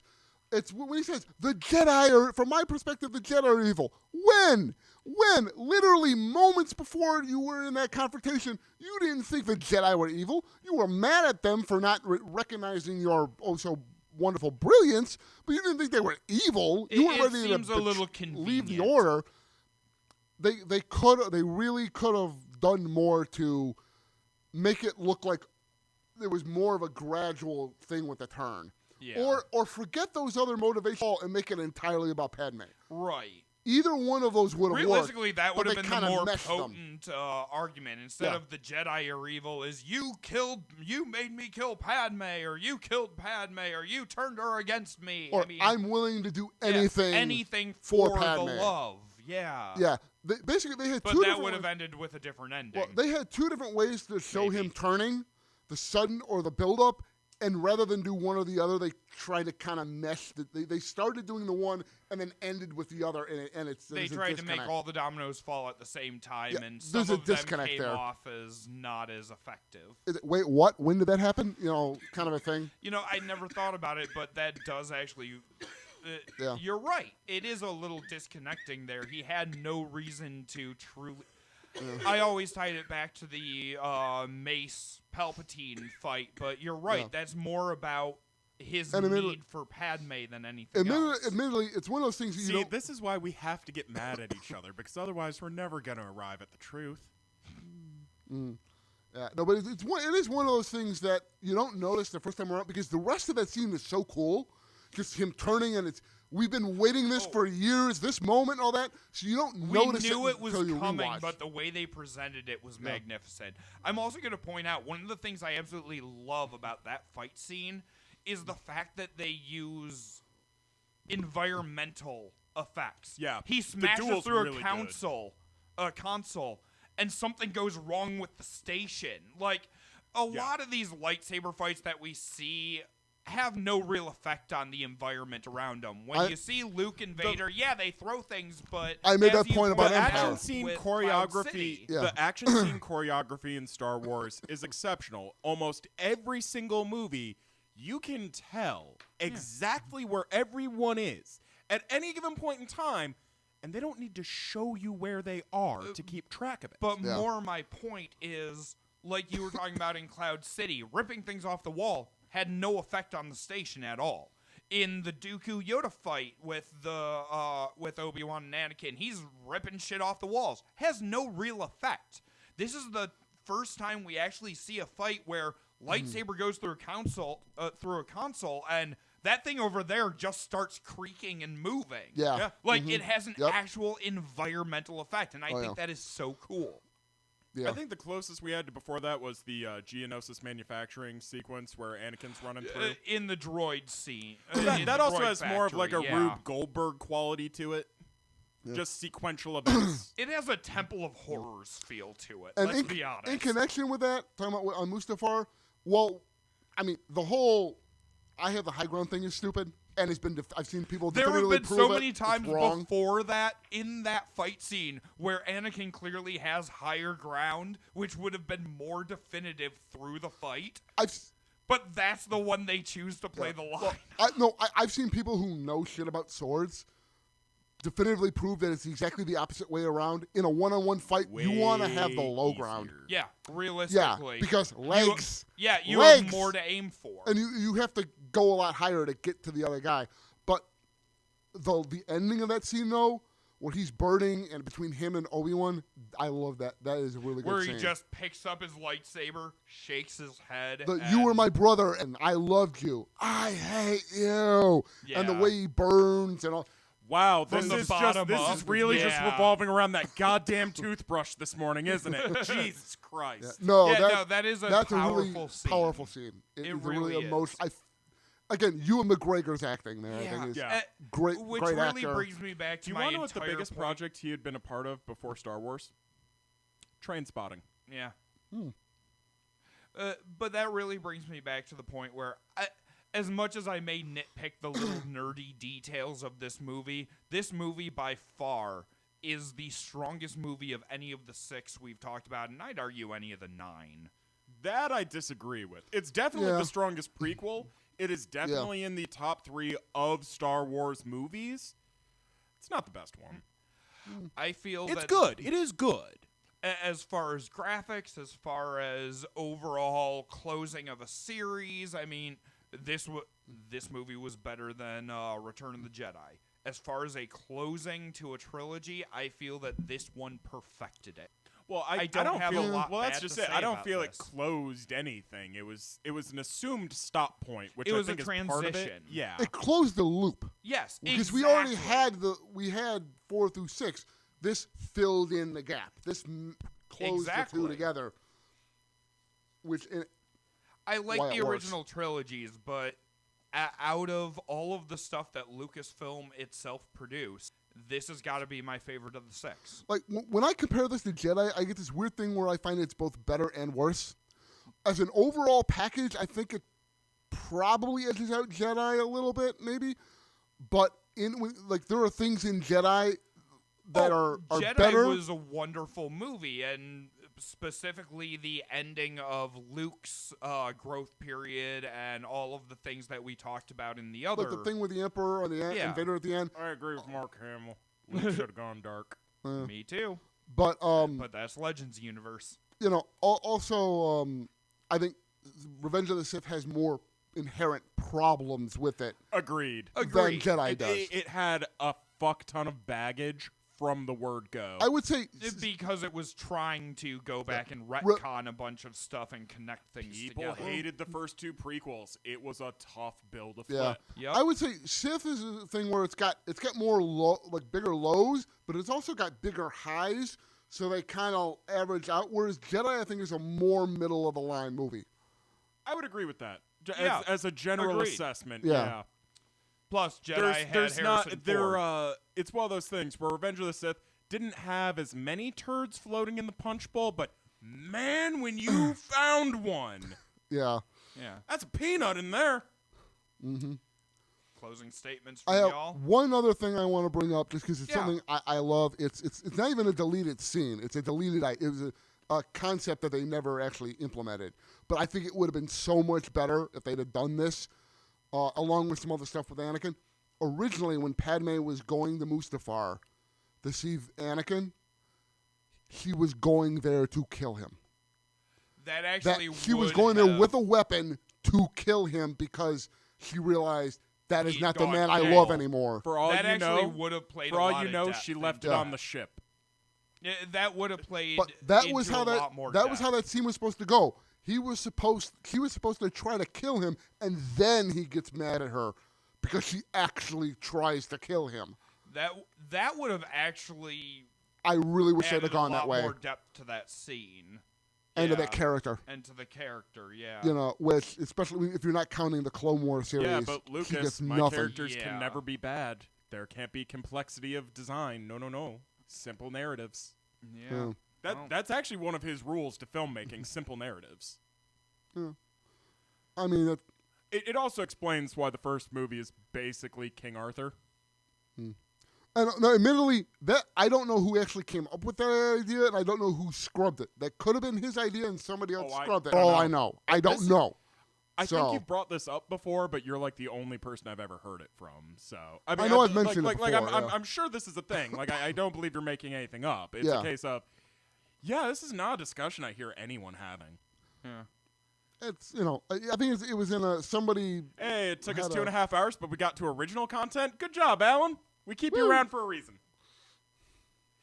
And on that note, we've had a lot of highs and a lot of lows today.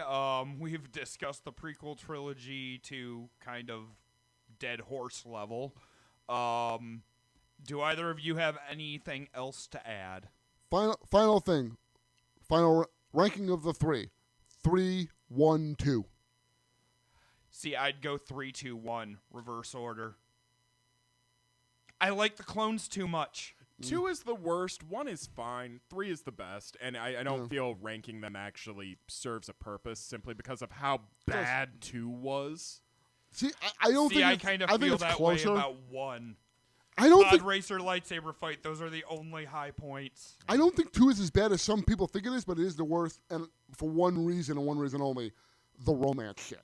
I am fine with everything else in that movie, even the pacing. The pacing didn't bother me. If you cut out the romance, it changes the pacing. Yeah. I will point out, yes, this is going off the original trilogies, but some of you guys out there might have found it or might be interested in looking for it. There is a cut of the movies known as the Phantom Edit, where a group of fans went through and re-edited the I believe it's just the prequel trilogies. They may have done they made some it into of the like laters, one but 3-hour movie. Yeah, and cut out a lot of the crap that just was I've bullshit. seen it. I actually do not like it. I feel there's a few narrative points that get cut out that are referenced later in the dialogue, and all of a sudden you're left scratching your head.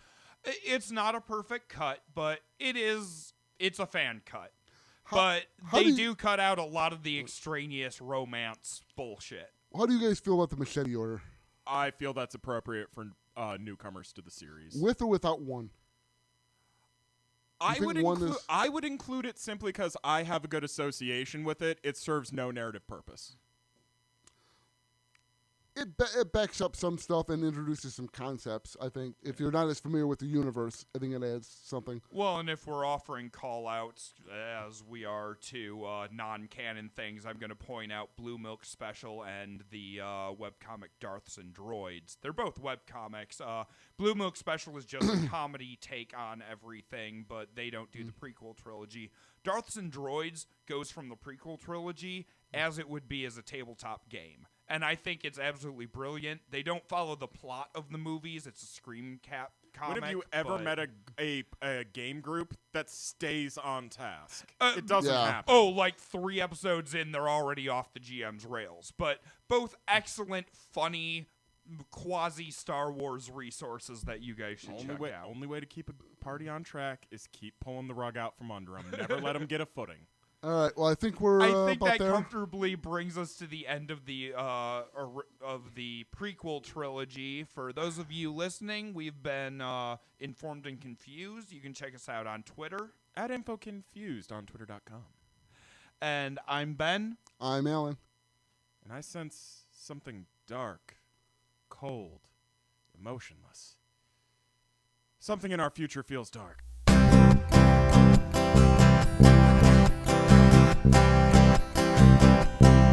Next time on Informed and Confused. We discuss the Disney trilogy. Lucas has fallen, the mouse shall rise, and the Force shall awaken.